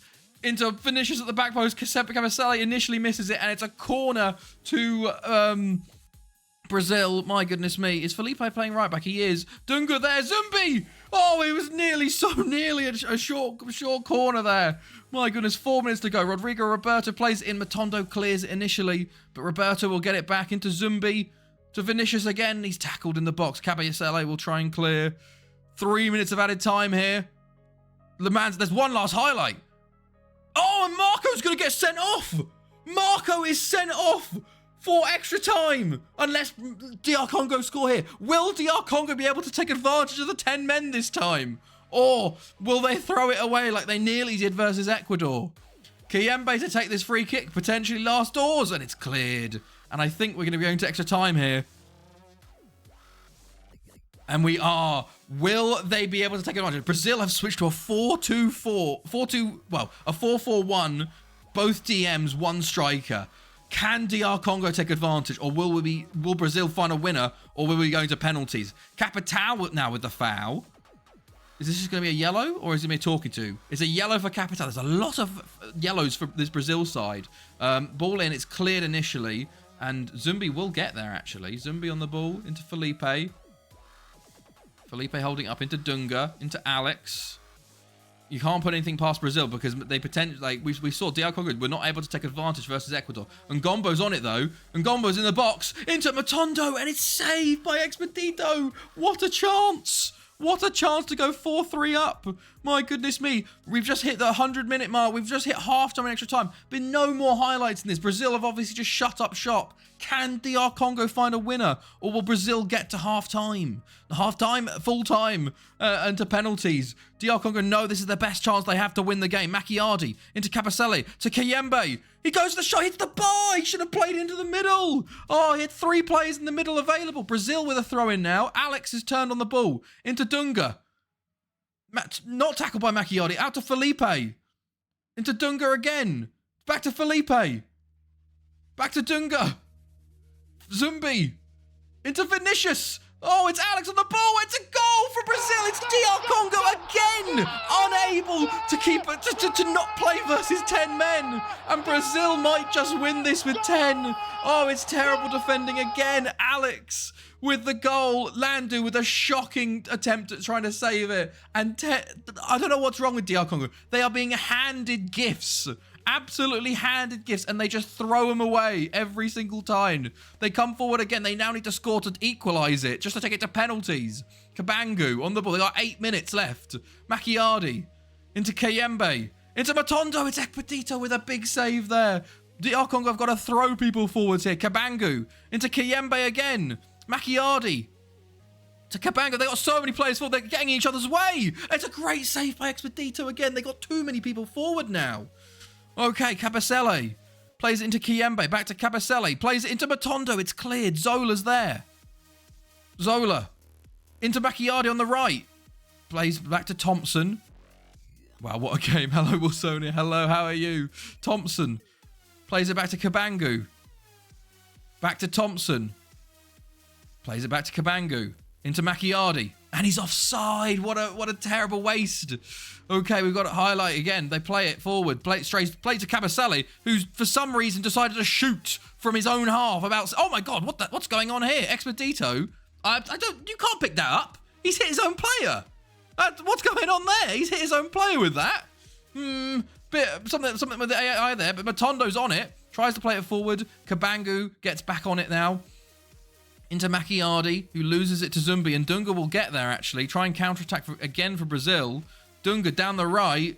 Dunga still going. Plays it into the box, and Vinicius makes it 5-3. DR Congo, you bottle jobs. You absolute bottle jobs. What is wrong with them? Can get a 3-3 versus 11 men. 10 men Brazil. Nah, I can't do it. Sorry, boss. We're going to concede 2 goals. And now Kayembe are down. They're down to 10 men now, and full time 5-3. Hello, Tommy. How are you? I just can't believe it. I can't believe DR Congo threw away a golden chance to win that game. It's ridiculous. They're so. I can't believe it. All they had to even just get to penalties. You know, they were versus 10 men. What's going on? My goodness. And there we go. There's the first quarterfinal done. I just can't believe DR Congo. Shockingly bad. Vinicius with 4 goals. He's not even on the goal scoring sheets yet. So I don't know where he's going to be after this. But my goodness me, 5-3, ridiculous. What does it say for the? What does it say for Brazil? Triumphing goal bonanza. My goodness me. Right then. Well, next up is Serbia versus Turkey. So, let's get predictions for that game. The second quarterfinal for tonight. I am going to go for a 2-0 Turkey victory, just like last time, I think. But yeah, I'm doing all right, Tommy. I'm doing well. How are you? How's it going? To be honest, we've had some banging games in this World Cup. in these knockouts. They've all been fantastic games so far. Even the 0-0 was good. Right, Tommy goes for 4-1. Tommy, were you? Yeah, there you are. 4-1 Serbia. 4-1. This goes 2-1 Serbia. Okay. GCA goes 3-2 Serbia. Oh yes, I was supposed to show you the results. Turkey 2-0 says also joining me.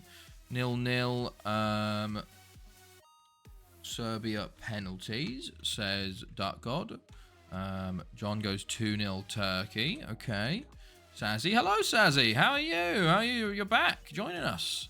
You got to catch up with your points. And 3-2 Turkey goes Nizzy. So let's have a little look at the points as everyone's here now. So what is it looking like currently? GCA, you are still top with 14, even after missing the first few games. I am currently in second with 13. I've taken a little bit of a lead against you now, Sazzy, on 10. You're still in third, though. John catching up on 9, though. Duck God on 7 after getting the first 3 games, got 7 points to catch up. Duck God is flying on the points per game. I'm good, just chilling before heading to bed because I'm working tomorrow. No worries then, no worries. I just want to show you guys, we saw the first ever 3-point victory on a penalty shootout. Duck God got the perfect score and the penalty winner, I think, for the first time ever. And a 0-0 at that. A 0-0 is ridiculous. So, there we go. Crazy times. Crazy times. But, we've got... Oh, McCord. No, it's a different McCord. Felipe will continue to the semi-finals. It's such a shame for Diakons. I wish they could have got... They got all they asked for. I just don't understand what's wrong with them playing versus 10 men, man. Just ridiculous. Okay, you're not very good. But here we go. Serbia versus Turkey. I'm at work, sir, but I'm good. Sorry I missed the first bit. No, do not worry. Do not worry. You're working, you know? Hopefully work's going all right. Not too busy for you. Right, let's see. We got some bids. Mike Zek on loan. Yeah, you can go to Zek Jenna. Kurech bid, 29 million. Tempted to sell. And Russia beat Belgium 2-0 here. Kind of against the grain there, but Russia will be in the semi-finals. So we look for the last semi-final here. Sorry, last quarter-final here, as we see Serbia face Turkey. Right. Turkey are favourites of this game. It is the 4-1-2-3 from Serbia. It's a 4-4-2 again from Turkey. Serbia in the white. Petkovic actually starts this game.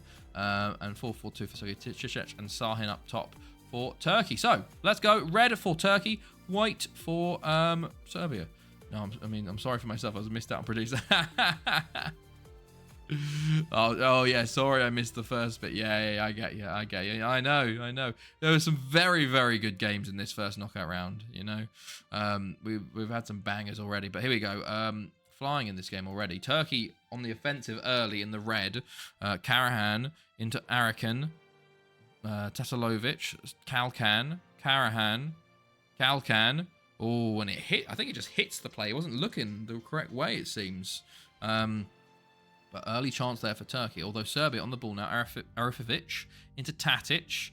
Back to Tatalovic. Serbia sneaked through against Sweden, but on the 0-0, they had a lot of shots, but lots of long-range shots and off-target. So they got to be a bit more clinical today, because Turkey are a much better opponent than Sweden. Kirkic on the ball, and Petkovic with a big foul on Cicic there. Actually gets away with a yellow, I think, to be honest. But Kirkic into Kolic now. Serbia on the ball again, down on the left. Back to Kolic, who was playing right wing in the previous game. Now he's playing DM. Very versatile, obviously. Tasalovic, Brankovic into Tatic, and it's a big miss there. That's a big chance of it. It's a clear-cut chance, of course. Probably would have done better to set himself, maybe. Ok with a corner. It's played in. It's cleared initially. Gets back to it. Gul into Karahan, who's very open here. And Karahan with a big chance as well for Turkey. They've yet to hit the target, Turkey. So that's even worse. You can get 344 million Freddos for the price of Anti. We should just do footballer transfers in terms of Freddos now, from now on. Although I guess with inflation, it's going to change as time goes on, you know? Like, oh no, Alan Shearer was only worth 1 Freddo back in the day, in like 50 years' time. Oh my God! Tatalovic! Wow! What a goal! Holy shit! Look at that! Arifovic into Tatalovic, wants a touch, boom! From the top of the box. top bins. What a goal from Serbia. And they go 1-0 up and take the lead in this game. My goodness me. Jesus. Fair play. Fair play. And Sahin, Gok. Oh, I was about to say, they nearly immediately reply there, Turkey, as Bilic fouls Brankovic. But still, yet to have a shot on target, Turkey. Turkey not doing well. Arifovic makes it 2! And just like that, Serbia are 2-0 up in this game. Looks up on the Serbian for top bins and 852 million players for Hearts. Tatalovic into Brankovic. There was hints of offside, but Arifovic was onside from the centre-back there. And just like that, it's 2-0 Serbia. And they're in the driving seat to hit the semi-finals here. Bilic into Ok. Trying to... Oh, what a big save there. Their first shot on target of the game. It's a huge save. And Brankovic is in! And Brankovic makes it 3! Just like that. There was a huge chance for Turkey. Their first shot on target of the game. And it's gone up the other end. A missed header by the Turkish centre-back there. And Brankovic is in. And it's a great strike from the edge of the box. Outside the box there. Fantastic. It's 3-0 Serbia now. Turkey don't know what's hit them. And it's 4! It's offside. Never mind, I was getting too excited there. Petkovic is offside in that one.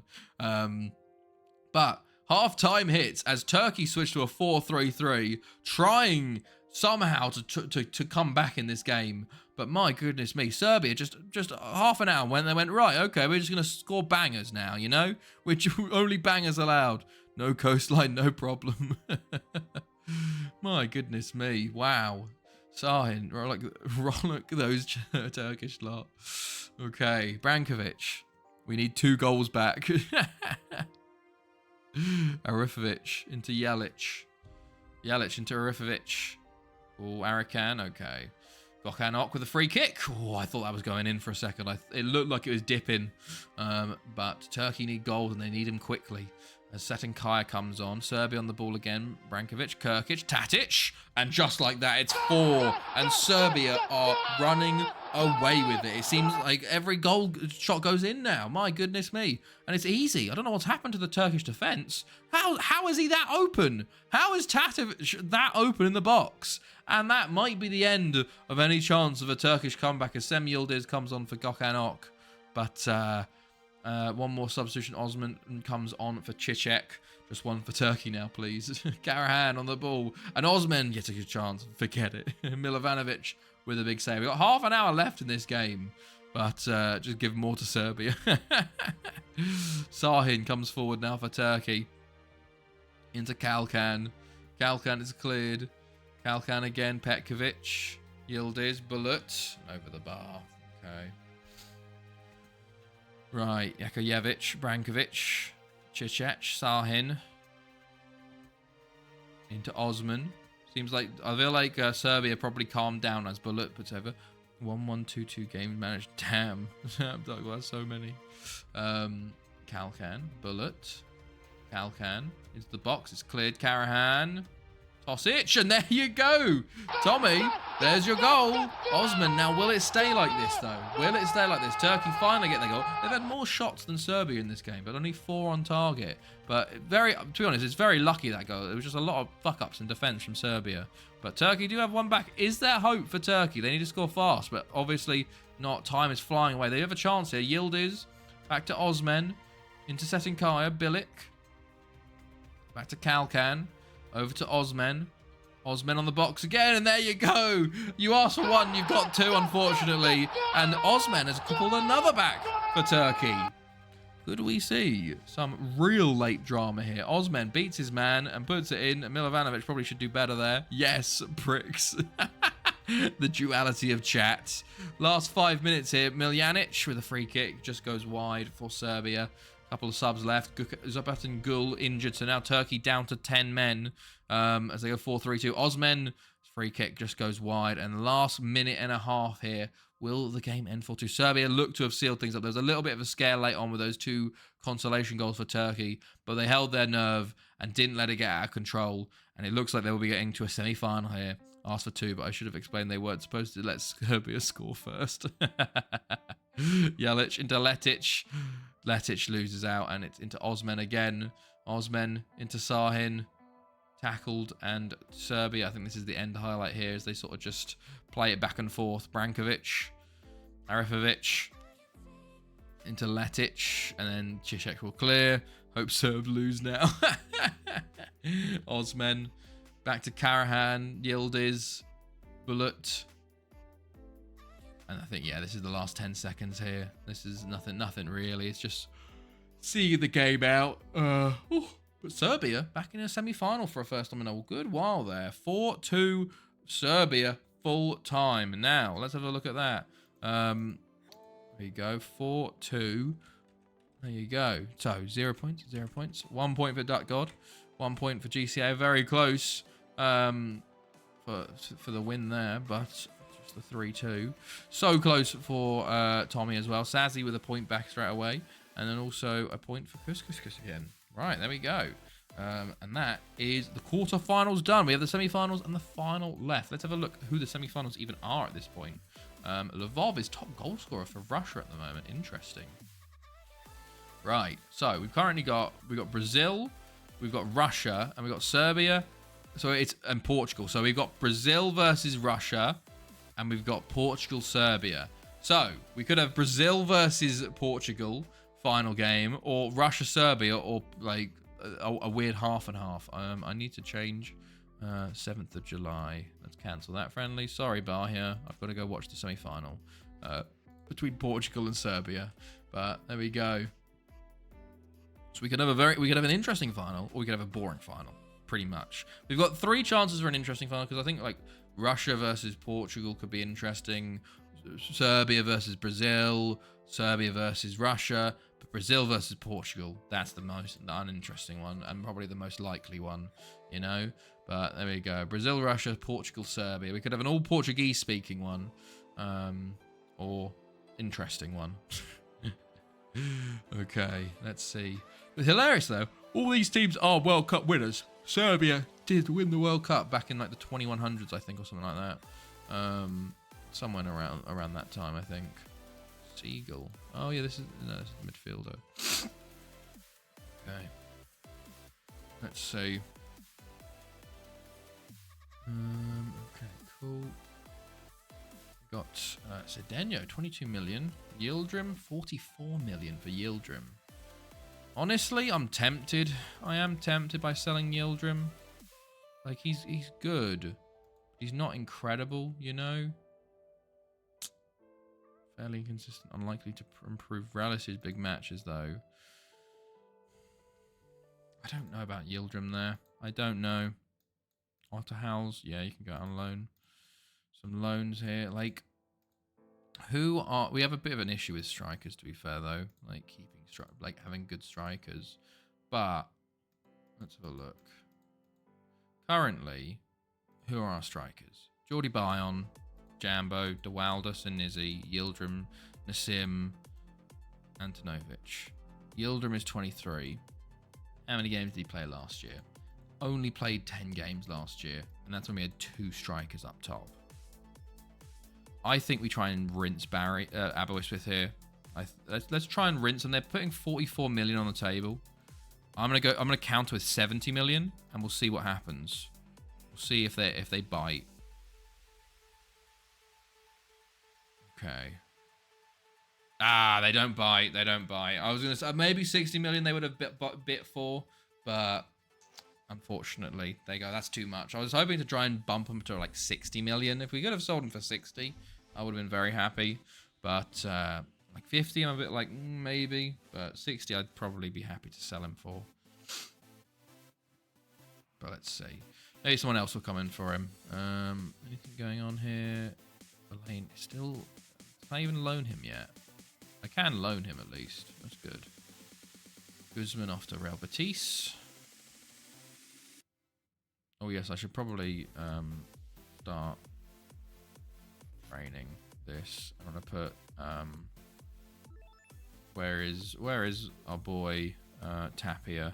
You're gonna be playing every game in the pre-season, mate, to try and convince you to stay. Well, I could try and sell. He's only got 10 million now. I think he'll be good though. Right. Anything going? Preseason team meeting? Yeah, blah, blah, blah, whatever. Thank you. Ahmed off to Interregio. Quinn loan. Oh, Quinn. I forgot about Quinn. I wonder if he's got a work permit yet. He's honestly pretty decent. He's worth 8 million now. I'll have 3-1 Brazil. Okay, well, we'll do the predictions in a second. We're about to get there. Brazil versus Russia. Let's do it then. Jumping the gun a little bit. Brazil versus Russia.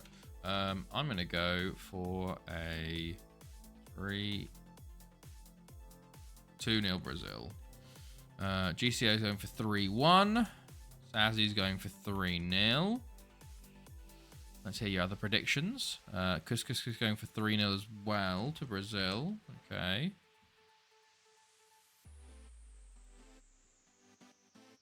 Jesus Christ. Quinn got 37 loan offers. Holy shit. Okay, sorry, 35.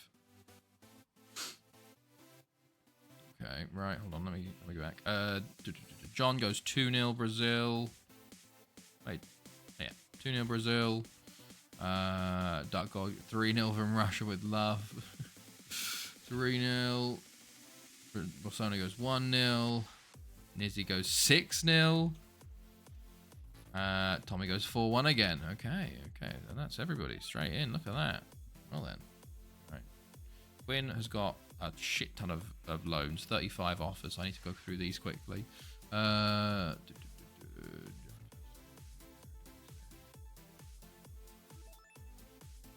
It's a little leery. The first one to actually pay it in full. Leverkusen.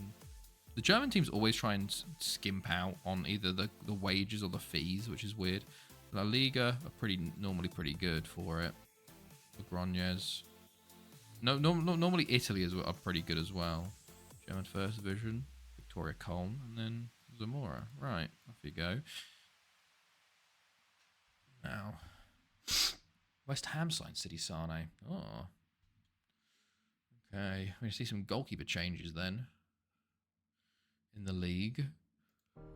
Right, Maboya off to Penafiel. We're playing our first pre-season game of the season. So let's see how this one goes. Right, Finlayson off to Alcorcon. How did he do last year? I didn't even check. Australian striker. Honestly, he did pretty well at Schalke. Like, only a 6.93, but like 16 goals and 36. Not bad. Samba versus vodka. Sangria, maybe. No, say Sangria Portuguese. I guess there's probably a Sangria Portuguese, a Brazilian Sangria. Trying to remember from when me and Chloe did the F1 drinks around the world, you know. Brazil probably some sort of Sangria or something like that, you know. Okay, mark off the Ridima win. I'll do the rest of them afterwards. I was thinking of building a new stadium on the Irisaver. Oh, very nice. We have our stadium plans coming in as well, by the way.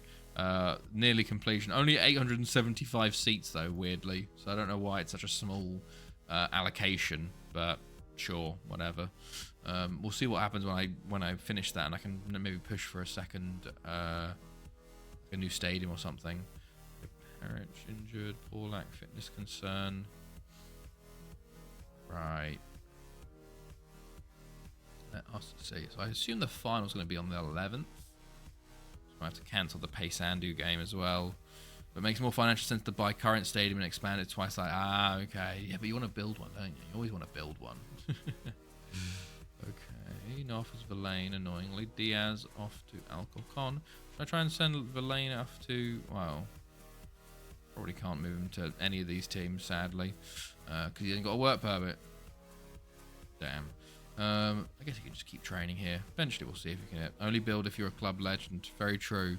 Very true. We can't afford a new one. Plus, we'd rather spend it on facilities and direct travel. Yeah, very true. Honor off on loan to Alcorcon. A lot of business going on before this game. Jesus. Right. Go more. Paulak bid from Metz. Okay. Real loan offer for Wolfenden. Yeah, you can go there, lad. I'll bet Barbadian. De Wilder wants to go to Senat Moisey. Nope. You do not get to go there, lad. have one sooner rather than later. That's true. Although if we don't make the UCL groups, we can't afford jack shit. Oh, okay, here we go. Here we go. We're here for the game. Brazil versus Russia. Brazil are the favourites, of course. They're in a 4-1-2-1-2. Alex and Vinicius up top again. For some reason, okay, weird. Zumbi on the bench. Felipe on the bench again. It's a 4-1-2-3 for Russia. Kovac, Lvov, top goal scorer, I think, at the moment of the tournament. Agapov, former boy on the bench. Lots of injured for Russia as well. Missed that last season due to pen loss on the playoffs final qualifying round to Copenhagen. Damn. That sucks. But here we go. Yellow and green for Brazil and maroon or dark red for Russia. Let's see. Will we see our South American team, Brazil, in the final? They did win 2 times ago. So 23, 18, they won it. So they can extend their lead at the top of having the most wins. They've got 15 wins already. They're looking for a 16th. Or will Russia look for their second World Cup or third World Cup? They've won 1. So maybe this will be their second World Cup, I'd say. So, this is just the final. So this is the chance to do this, you know. Pele with an early yellow here. Also a yellow for Junior. So Brazil, very undisciplined. Lots of yellows. They were the same thing in the DR Congo game. Lots of yellow cards. But here we go. Here's a highlight. Andrew Eric has been a bit quiet so far. Parakambi, Alex. Into Vinicius. Did score 4 in the last game. Abramov will clear. Papel. Paulo Sergio. Parakambi. Andrew Eric. Itamar into the box, into Alex. And Alex does score. And it's 1-0 Brazil. Just about. It crosses the line there. Hitting the post. And it rolls across the line before finally going in. Alex takes it down well. Look at that. Oh, that's so close. He signed 12 players this season. What a great name. Which one, Alex or Andrew Eric? Mate, I used to fucking love Chelsea Alex, you know, the centre-back with the shaved head. It was so good. I was like, it's my name. I will pretty much be team squad fillers. Okay, fair enough. Right, here we go. It's been all Brazil so far. Parakambi, João Marcos and Sheridan with the big save. Yes, he was decent. I always remember that free kick he had versus, like, was it Arsenal or something? It was ridiculous. I felt like I always rated him higher than he actually was because I was a kid and I was like, I love him. He's got my name. But I think he's probably quite serviceable, you know. Oh, goodness, what's going on here? Savicev kicked it into his own player, it seemed, at that point. But PSG legend. Is he? Oh, yeah, he did play for PSG, didn't he? I think so. I didn't really know much.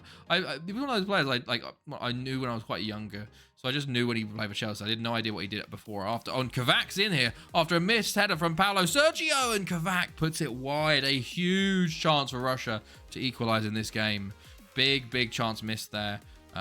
Will Russia regret that? Junior on the ball now, though, for Brazil. Plays it forwards. Pele, Parakambi. Andrew Eric, Vinicius, João Marcos, Parakambi, Pele, João Marcos, Vinicius, Alex, and there you go, 2-0 Brazil. It's Alex with the goals today, it seems. He got 1 in the previous game, he's got 2 today, and Brazil are looking unstoppable currently. My goodness me, a lovely back heel. Vinicius lays it off to Alex there, and Russia can't do anything about it, and Brazil are flying at this point. Right, half-time. Russia switch to a 4-3-3 and make 2 substitutions. Can they find a way back into this game? We will see. Or will Brazil just run away into the final for a chance for the 16th title? Or 16th World Cup. Let's see. Parakambi, Pele, Alex, Savicev, Lvov. Lvov coming forwards. Still coming forwards. Plays it to the back post. Nicolin hits the bar. How big would that have been if he'd scored that? Russia still yet to hit the target in this game. And that's probably a big part of what's costing at the moment. Nikitenko, I think it is. Nikitenko. And, Samarikov. I thought that might have been Alex's foul there. But Parakambi, free kick over the bar. Fabiano comes on for Pele. And Brazil come forward now. Parakambi into Itamar. Into Alex. Nikitenko tackles, but Parakambi gets it back, tackled again, and it's cleared. Kovac into Lvov. Russia trying to counter now with their 3 strikers. Lvov down the right. Can he pull it back? He wins a penalty as Papel fouls him. A lifeline for Brazil as João Marcos gets a yellow card as well. We will see whether Russia can score this and get back into the game. This will be a huge goal for momentum. It's Vorobyov, and that's what 2-1 Brazil now. Russia have got a goal back. Into the danger zone. Right at the end of the danger zone. Quick question. Do you play every game? Or if so, how long does it take you to do 30 seasons? I do play every game. And it depends on what you're doing, you know. Once you get into the swing of it, like the first few seasons take a lot longer because you're trying to set up, you're doing more scouting. But if you have no restrictions, you can go pretty quickly. Like I can do, I don't know, if I was when I was in my Barry heyday. Oh my goodness! And Andrew Eric immediately restores the. Oh no, never mind. It's an offside goal. I thought he'd restored the lead there. But if I was with Barry, like I'm winning all the time and going as quick as I can do a season every I could probably do 2 seasons every 1.5 weeks. So I'd say over 3 weeks you can do 4 seasons. So oh goodness, how's this gonna work? And Vinicius! Never mind. Vinicius has got a 3-1 and Brazil look to be flying at this point.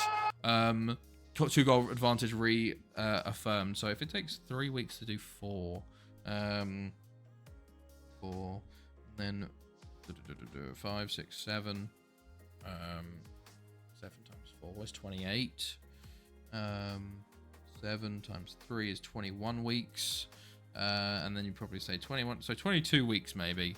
Time wasting setting on, play even safer.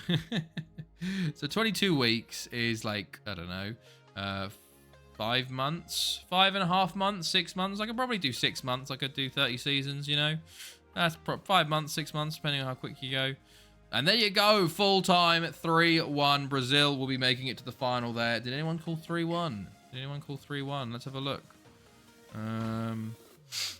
There was a 3-1. It was GCA. Oh my goodness, leading the way again. Oh, extending their lead. My goodness me. There were some close ones. 4-1 again. So close, Tommy. There you go. And then lots of points there to be given out in the first semi-final. Right. Now, now we are all for Serbia to try and avoid a boring Brazil-Portugal final again. I think I can do it for FM25. Okay, yeah, I'll go for it then. Try and hit that 30 seasons. Right, here we go. So, Portugal-Serbia now. Let's see the predictions for this game. I don't think have we even watched Portugal this tournament? I don't think we have, you know. I really don't think we have. I don't know why that's so small. I'm going to go for a 3-0 Portugal. Serbia 4-1. Oh, I'm for Serbia here. Okay.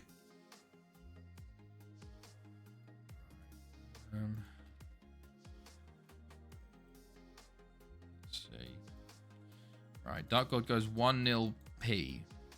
1P? What does that mean, Duck God? 3-1 Portugal. 1-0 Serbia. How does 1P? 3-1 Portugal, says Cuscus. Okay, 3-1. Because I do want to get my goal for FM20 is to get every achievement. Ah, yeah, that I try to do that on FM21. It's very tough. It is very tough, but it's doable. It is doable eventually, I think. But that's pretty cool. Well, Sonia goes 2-0 to Portugal. Sazzy goes 2-1 to Serbia. Okay. John goes 3-0 Portugal. 1-0 Serbia. Oliver goes for... Are you on, Oliver? No, I don't think you are. I'll put you in. 6-1 Portugal. And then 22. 22? What do you mean 22? I think I did it on 21, didn't I? Right, what are we saying? Nizzy and GCA for your achievement hunter unless I'm being done. I thought it was 21. Because 22 I didn't really play that much. And then 23 I didn't buy. Yeah. Yeah, Nizzy and GCA, I think, left for predictions, unless I've missed GCA. Oh, you said 3-0. Apologies. Oh, yeah, you did say 3-0. It was the second one to go. Apologies, GCA. Just Nizzy then. 3-0 Portugal. That's the wrong one. That's the wrong person. 3-0 Portugal. Delete. Alright, let me continue in the background while we wait. Anything going on? Loan offers for Pudilov. Ooh, do I want... Oh, yeah, we got Ronnie Pudilov here. Do I want potential to be a world-class striker? Thrives playing in big matches. Fairly consistent. Okay. I'll reject that one. I got the 30 season one at Heronveen on FM22. Okay, that's not bad. I still haven't got the 2 down at halftime and win achievement on FM17. That's funny. That's good stuff. Let's say 5-4 Portugal. Love it. Thank you, Nizzy. How long did it take? Right. So, Tournament Blythe Spartans, a valuable first team member. Why not? You can go out on loan this year. Nassim, 48 million for Nassim. Bloody hell. Okay, here we go then. Let's go. Actually, I might try and loan up Pudilov for money as well. Let's Pudilov. Here we go. How much is he worth? 9.25. Will anybody take him for 100k? Let's have a look. Nassim, reject that. Now. Yeah, he's 22.30. He's still got 4 years left. There you go, mate. You're young, fella. You're young. Okay, here we go. I have 75 from 86 achievements on FM17. Nice. Oh, okay. There is some teams that want Pudilov for money, and QPR. Honestly, going back to QPR could be something. Birmingham, Brighton, not have West, Liverpool. We're gonna reject Blythe now. Millwall, Newcastle. Everybody fucking wants this dude. Holy shit! Everybody wants him. Well, we're making some money off of him.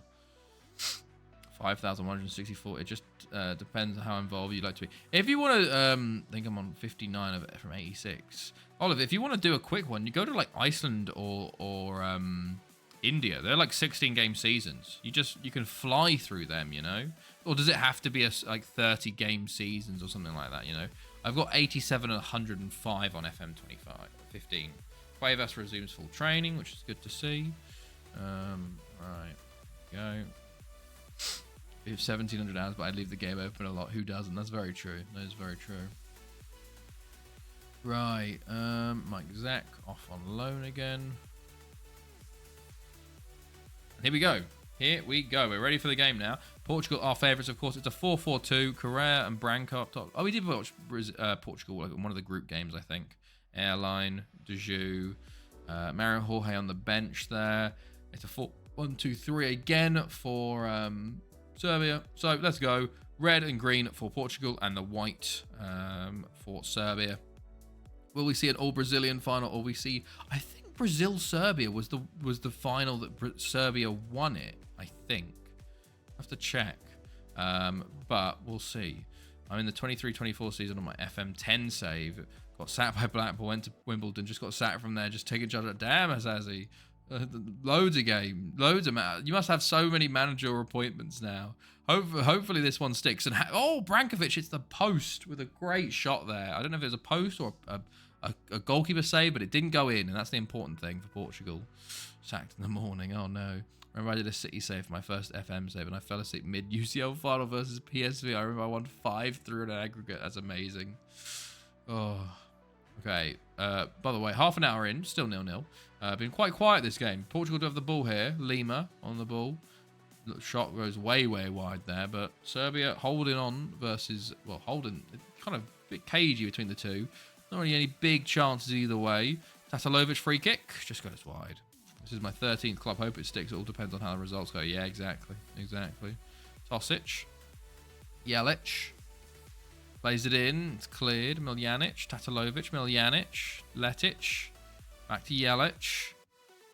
Brankovic is there. Brankovic gets it. Kurcic. Brankovic. And there you go. Serbia go 1-0 up. Oh my goodness me. A big, big goal for Serbia. Yes, the record is 528. Kurcic, I think all three Portuguese players go to him, and Brankovic is left alone. Bonifacio probably should make a better save there as well, but it doesn't matter to Serbia currently. They are 1-0 up here, and Vidal injured for Portugal as well. Now I need Portugal to score 6. Okay, just before half time, Portugal have a chance to equalise here. Deju, Airline, goes to the shot, and Those are the bar. Portugal yet to hit the target in the first half. It's doing a very... Oh, here we go. Hold on. I'm going to say yet to hit the first half. Correa with a big shot strike, but it was blocked by the defenders. Probably a certain goal actually stopped there. But there we go. Half time. 1-0 Serbia. Can they hold on until full time here? Like Pavel the fraud. Of course. Always. Freitas into Deju. Can't wait for him to leave the Portuguese national team. And Correa with a shot. At least they're getting him on target now. Oh, wait. Was that... I don't even know. Yeah, it was their second shot on target. Deju with a yellow card now for Portugal. They got 3 players on yellows. Double substitution from Portugal. Meza and Pinheiro come on for them, looking for some way back into this game. Tatalovic, free kick hits the wall and goes out for a corner. Okay, Kirkic now on the ball. Plays it in. It's cleared. Back up to Pavlovic, and he's fouled by Pinheiro. Got a free kick chance for Serbia. Now Tatalovic again. Plays it in. Falls to someone, and it's cleared. It's cleared. Mario Hoyer on a yellow here. Airline. Now Portugal come forward. Delfim. Pinheiro. Into Branco, and Milovanovic with a big save there. Okay. Bonifacio boots it forwards. Meza will head on to Pinheiro. Pinheiro going forward still, and his shot is blocked for the corner. Still in the danger zone, actually. Portugal definitely coming forward a lot more. With a lot more highlights in this game. Exclamation! We don't have an exclamation mark. Pavel. Airline into Meza, into Lima, Miljanic, Letic. I forgot to click on Duckgod's clip of me completely butchering the pronunciation. I need to watch that after this game. Pinheiro into Branco. Oh my days, what a save, Milovanovic. Oh my days. I set up an international frenzy with Brazil against Virgin Islands. Then I got it in the Community Shield versus Liverpool. Wait, what? For what? Oh, for the 2-0, like recover 2-0 at halftime, like play like a really weird formation. And then, oh, Pinheiro, what a save, Milovanovic again. Oh my days. Like set up a terrible formation, go 2-0 down, and then win like 11-2. That's pretty good. But my goodness, Milovanovic is keeping Serbia in it currently. My goodness, there's been some incredible saves from him. Portugal are pushing hard for this equaliser. Deju on the ball at the moment now. Back to Airline, into Meza. He's tackled, but back to Airline again. Shot is blocked, and Jakujevic will get there. That's what I thought he meant. Score a double. Oh, score a double hat trick. Did I see something about double hat trick? I don't even know. Really? No. But makes sense. Maybe I missed the chat. Maybe it didn't pop up for me. Right, 10 minutes to go. Serbia still 1-0. Pavlovic, Deflim, Meza. Meza again into Lima. On the right, plays the ball into Branco. He's taken a huge touch there. But Pinheiro! He took all of the Serbian defenders with him, and it left Pinheiro completely open in the middle. And 10 minutes to go, Portugal finally level it up. Look at this. This touch, it takes all... What are the defenders doing? That half of them are off the pitch. Can you only play with one manager, or can you add another in the world record rule? You have to play with one manager only. Oh, and Serbia have absolutely collapsed. Given away a penalty, and Portugal have the chance to make it 2-1. Branco steps up and scores, and Serbia have absolutely thrown it away. My goodness me. They got all the way through 80 minutes and then suddenly decided to throw it away. And it looks like we might be having a Brazil versus Portugal final again. I think we've had one of them recently, haven't we? There is one last chance for Serbia. Jakujevic, Tadic. We've got 2 minutes of added time. Tadic on the ball into Jakujevic, and it's out for a throw-in. Surely they're going to be throwing everybody forwards now. Yeah, just give it back to Portugal. Never mind. Lima into Deflim, Meza, Lima on the ball still into Branco. Branco tackled by Jakujevic. They're trying to play the ball forward. Kirkic, no, runs into Roca. Oh, Miramar Roca. We had him for a season. The boy. Shouldn't say recently is when you do it. It's like 150 years. That's very true. That is very true. But I think I this might be recent. I think this might be recent. Arafovic. Okay, and Deflin. Oh, gets away with a red card there. 30 seconds left. Last chance saloon for Serbia. Letic up to Arafovic. It's nearly a mistake at the back from Portugal, but I think they're going to get away with this as the last few seconds run out. The late 2 goals crushes Serbian hearts, and it sets up an all-Portuguese final in Egypt as Portugal end up winning 2-1 there. Let's have a look at who had 2-1. Did anyone have 2-1? No one had 2-1 Portugal. Wow, I had 3-0. There's some points to be given out though. Let's see. Right. There was a 3-1. But, okay, there we go. Right, I need to actually see this now. Hold on. Out there. But nothing really from it. Letic comes on for Kolic, the first substitution? Substitution. That's a new one. Yeah. Serbia substitution. That was... just at the end of the danger zone.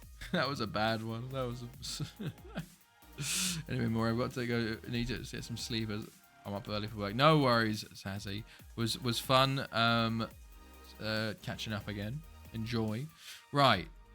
Meanwhile, by the way, we are going to check what the predictions are looking like currently. So currently, GCA on 19. So GCA, you've won. Because even if, even if I get even if I get 3 points, I'm behind you. So well done on first place. I'm currently in second. Sazzy's on 12. John's on 11. Then we've got Duck God, Wilsonia on 8. So's Tommy on 8.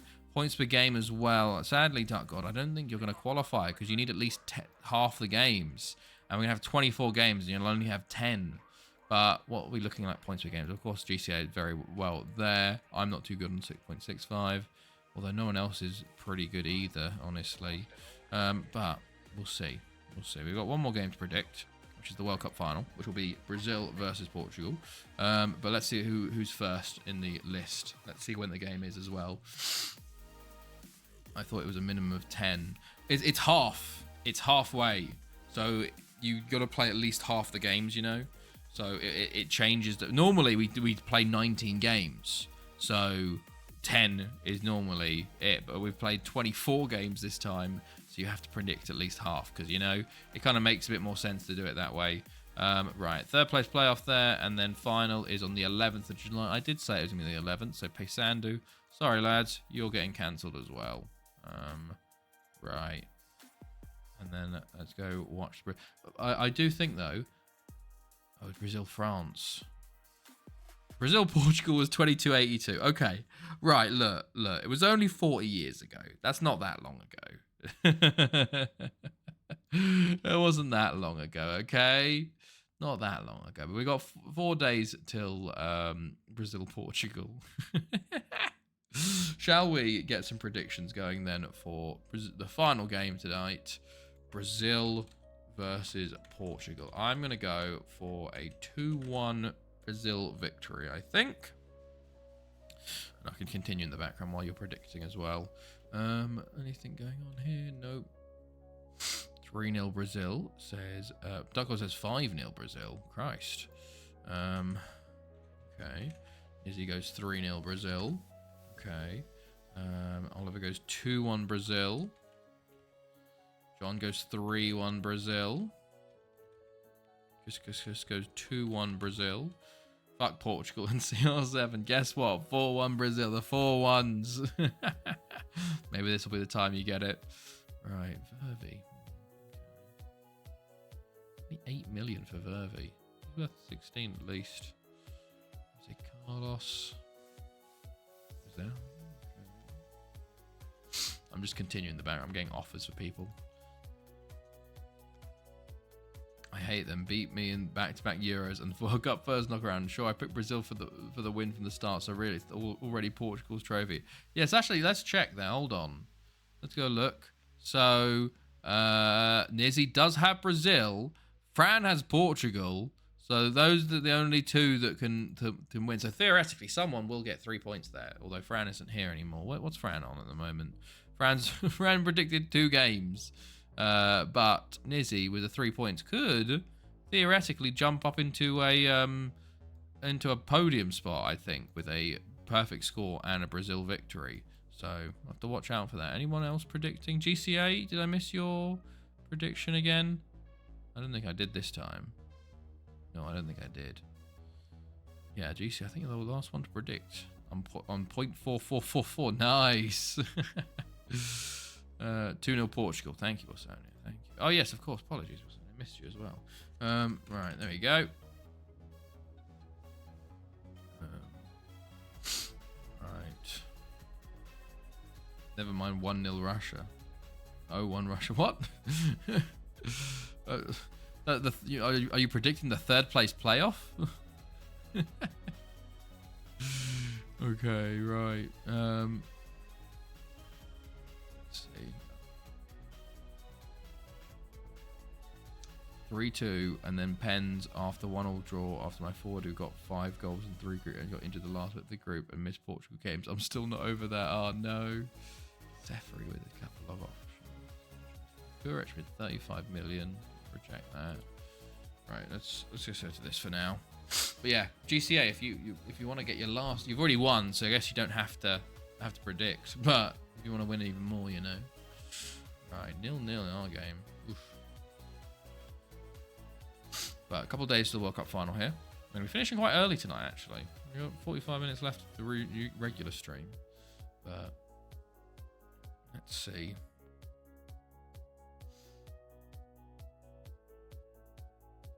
Who's in the final? Brazil versus Portugal. You did predict that, Oliver, already.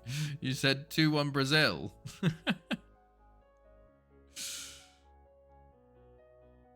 Unless you want to change that. But okay, let's see. We got, I don't know what's going on here. There's a long old wait on this continue. But sure, we'll be fine. Excuse me. Apologies. Right. Oh, yeah. Okay, Wolfenden off the rail on loan. 2-3. Hello, Elliot. Hello. It is. We're going. Do you ever sleep? I do. Remember, this is FM 15, so it has been 9 years. So it's taken a while. No worries, Oliver. Was cool chatting. Hopefully, you have a good evening and a good midweek, rest of your week, etc., etc. I'll see you at some point. Right. Let's see.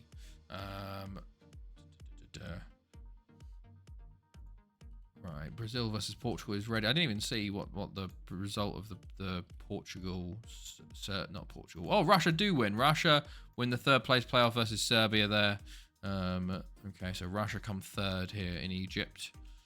Right, now let's get ready for the final fair. This is a guy I follow on Twitter in 20. Yeah, no, he's the Dartford guy. I do know of him from his time on FM Group. Yeah, he technically has the record, I think. But he hasn't submitted the record. The official record is 528 years. I think he's above that, but he hasn't officially submitted it. But here we go. Let's go for the final. Brazil are favorites for it. Let's get TV going, I guess, for this one. And then let's drop it down to this maybe, and off we go. So it's a 4-1-2-1-2 for Brazil. I couldn't do that same team winning over and over for that long personal but yeah, no, to be fair, I'm on my 6th club. I'm on the Welsh League, but I've built a team up, try and get 100,000 seat stadium, and then I move to a new club and try and take them down, you know? So at least that adds a bit of, I move teams every 60 to 70 years, you know? But yeah, 4-4-2 for Portugal. Branco and Marcos up top. Miramar, I don't want to look at Miramar Roca. 28, had that 1 year with us. He was really good. But there we go. Welsh League is amazing. Thank you. Yes, we've got to go with the Welsh League. And then Zumbi there for Brazil. Right, okay, off we go. Let's get rid of all this stuff. And off we go. Brazil in the yellow, of course. Portugal in the red. The last time these two faced off, 40 years ago, Brazil came out on top. Will Portugal get revenge now? I won the Prem with Truro after 10 years, but probably going to leave at the end of the season. Nice, that's pretty decent. Have you won the Champions League with them yet either? Because normally that's my aim for any team is, okay, Champions League, you know. Dunga is starting for Brazil though. That's a big one. Right. Early chance here. Junior. Into Evaldo. Into Dunga. Dunga tries to play through, and Vinicius puts it over the bar. Oh, yeah, the aim is... I'm 50-50 on staying till I've won that. Ah, okay. Do you have a good team there, I guess, then? Nice. I'd assume so. You could also try and go for the stadium as well, the new stadium. Still got 9,000. I was going to say, you probably want to go for you can try and go for the legend, getting a stadium named after you.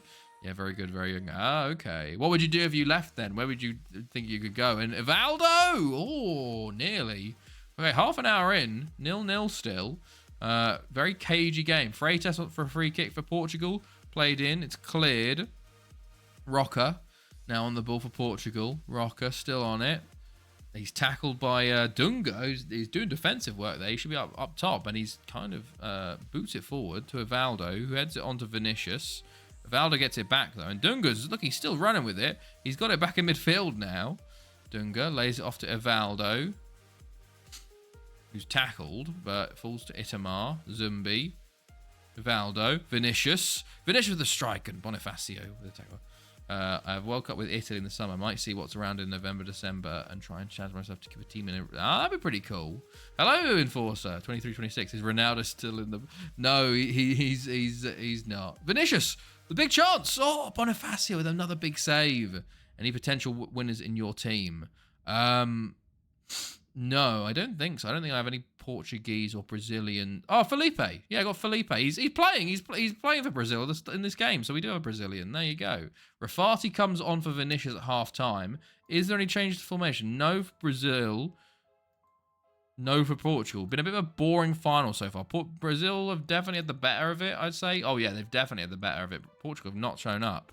But, when I did longer saves, I always tried to add more goals, like going unbeaten, getting points, records, or winning all set. Yeah, that's what I do. Trying to get those records or add difficulty settings to it to make things different. And Roberto shoots over. Have you won Champions League with the Welsh team? I have, yes. I've won it with all of my Welsh teams. And I've even won it with Thanethi, who are my current team, who have only been there for 13 seasons now? 13 seasons. Okay, the substitutions going all over the place here, by the way. Portugal corner. It's cleared. I've won the Champions League like 200 times or something. He hasn't won many Europa Leagues, though. What a noob. That's very true. I think I've won 2 Europa Leagues. His a great grandson. There is a Ronaldo, hilariously, who plays for... well, he played for West Ham, actually. But I don't know. After you get 100k stadiums on all teams, hello Prader, in the Welsh first team, what are you going to do? Get a team from the second league? Sadly, I can't, because in an FM15, there's only one Welsh league. I don't know, honestly. That's a long way away, like genuinely like ages away. But maybe I'll move to like Northern Ireland or something. So go somewhere else in the British Isles. Try and make Northern Ireland the biggest nation ever. That'd be something, you know? Has the Welsh national team improved from your sex? No, it hasn't. Not really. It's because the youth intake ratings are still low. So even though all the facilities are better, there just isn't enough good players coming through often enough. It's annoying, though. There should be. But they've got to a Euros final and a World Cup third place playoff. Oh, Parnell, thank you for the follow. But not really. Like, they've gotten a bit better, but I don't think that's anything incredible, you know? It's just... I even did a... Oh, it's a goal! It's a goal, finally! Evaldo! It's a free kick rebound, of course it is, in this World Cup final as Brazil take the lead. Rodrigo Roberto with the free kick. It hits the bar, and look all those Brazilians lining up. Evaldo has an empty net, and of course, it's a free kick rebound in this final. Can Portugal come back? Now, they haven't been very good so far, but they have a chance straight away. Deju. Oh, okay. The shot blocked. Falls back to him. Sousa puts it way wide. But yeah, I even had a youth-only section. I did have a team with a youth-only. Welsh team didn't really get that much better either. I've won tons of Champions League in Football Manager, but winning the Europa final with Dulwich Hamlet. Oh, Meza puts it wide. My favourite ever match in FM. 2-1 down to Arsenal after 8 minutes to win. Nice. That is pretty awesome. Yeah, that's very cool. Sometimes it's the little, smaller cups that are... well, it's still European success. You know, I feel like the Europa League sometimes is a bit more. Oh my goodness, Rafati on the counter attack here. Great tackle, Goncalves. My goodness. it's sometimes a bit more fun to win because you're like, I pretty much only have like one chance to win this before you go to the Champions League, you know? Because a lot of time you have like one season there and then you're good enough to get like top 4, etc. So you're more likely in the Champions League. So it feels a bit more rare to win the Europa League than the Champions League, I think. By the way, we've got 5 minutes left in this game. It's been we've had one of the most incredible World Cup knockout round. Sort of all these games have been incredible, and then the final's been an absolute dud between Brazil and Portugal. Of course it has. We had incredible games, but unfortunately, this final is not looking.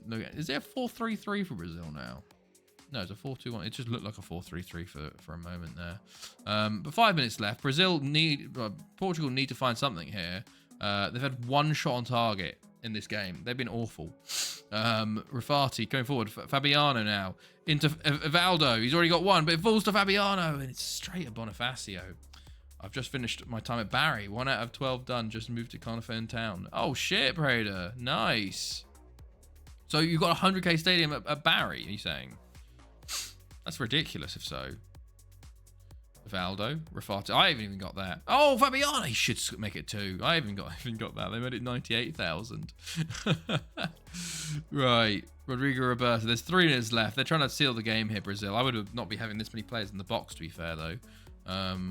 They only got 3 back to face with 2. No, but I'm staying here until 1 the UCL. Ah, okay. I see. Okay. I'm staying until 1 the UCL. Oh, but you won the UCL with Barry. That's pretty awesome. That's very cool. How long did it take you? Did you? There's a last chance. Oh, Felipe somehow gets away with kicking it off the back of the defender here. 1.5 minutes ago. Last roll of the dice for Portugal. Miramar Roca into Sousa. Sousa back to Roca. Roca on the ball. Plays it in to... Oh, okay, Felipe. Okay, it wasn't a penalty, but throw in. 2 UCLs in 5 years. Nice. Decent. Who did you win it versus? And where's the Welsh League now, like in coefficients tables? Fabiano tries to play it forwards. Cunha, Deju. There's still 50 seconds left. Can there be a last late gasp winner here? Maybe Bonifacio holding it a bit too long here, but plays it to Mario Jorge into Roca down the line and intercepted by Marco. And I think this is the end of the game here. Brazil have the ball back. Fabiano. Evaldo, he loses it. There's 20 seconds left. Baru plays it long. Felipe, Meza, Correa, Diogo, and it's okay. I think this is going to be it. Brazil are going to win another World Cup and go 16 World Cups at the top now. There we go. What a boring final that was. My goodness me. Brazil are winners 1-0. I think we'll certainly had 1-0 Brazil, maybe. But there we go. Jesus Christ, that was a shocking final. After all the hype. Oh no, you went 1-0 Brazil in the Russia game. Did anyone go 1-0 Brazil? No one went 1-0 Brazil. But there is points to be given out here. And I think Nizzy also gets an extra 3 points for getting the correct World Cup winner in Brazil. Look at that. Here we go. Look at that. Nizzy right at the start on Saturday called Brazil. So that means Nizzy gets a +3 here. +3. So there we go. Look at the final one against #United. And #United. What? They got to the Champions League final. Welsh League is 8th place. That's wild. But there we go. Right. So winner is GCA with 19 points. Second place, myself with 16. Third place, it is a joint effort between 3. John, Sazzy, and Nizzy, all on 12 points. Wow, big third place. There'll be a lot on you on that podium. Yes, all right. Oh, Chloe just choked again on water. They're pretty good in my save. Bloody hell, they are for the Champions League finals. Okay, thank you for the stream. No worries, Duckwood. Okay, let's look at the points per game as well. I think GCA probably also wins that with 0.95. There you go. 0.667. I think 0.6. There's going to be a lot of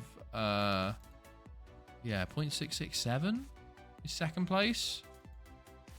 And then third place, trying to see, you have to play at least 12. There's 0.42. 0.41, 0.63. I think 0.63 for John has them in third. Right, so there you go.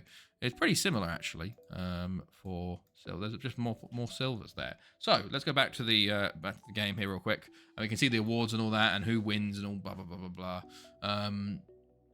But there you go. Brazil end up winning. We had some great runs. Think about it. DR Congo could have been in Brazil's place. Could have seen DR Congo win it.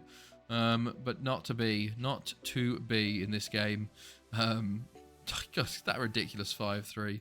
Right, let's see then what happens. Everybody wants Wazowski this year. Right. Saudi. Brazil Lift World Cup. Blah, blah, blah. We do have a World Cup winner now in Felipe, which is nice to see. Let's go look at the awards. The awards get given on the day afterwards. So let's see one player of the tournament and all that. You have to wonder what would have happened with Netherlands if Kovermans hadn't gotten injured. Whether he's that important for them or not, you know. But let's see. Right.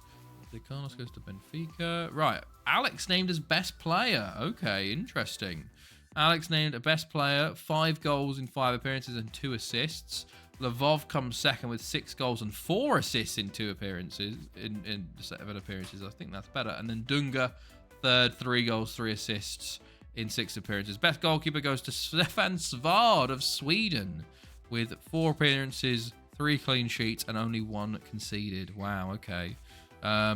Best young player goes to Papo Kiyembe from DR Congo. Maybe he's worth a look at. Although I tried to sign him actually, and he went to Benfica on a free. But that goal versus Brazil was something.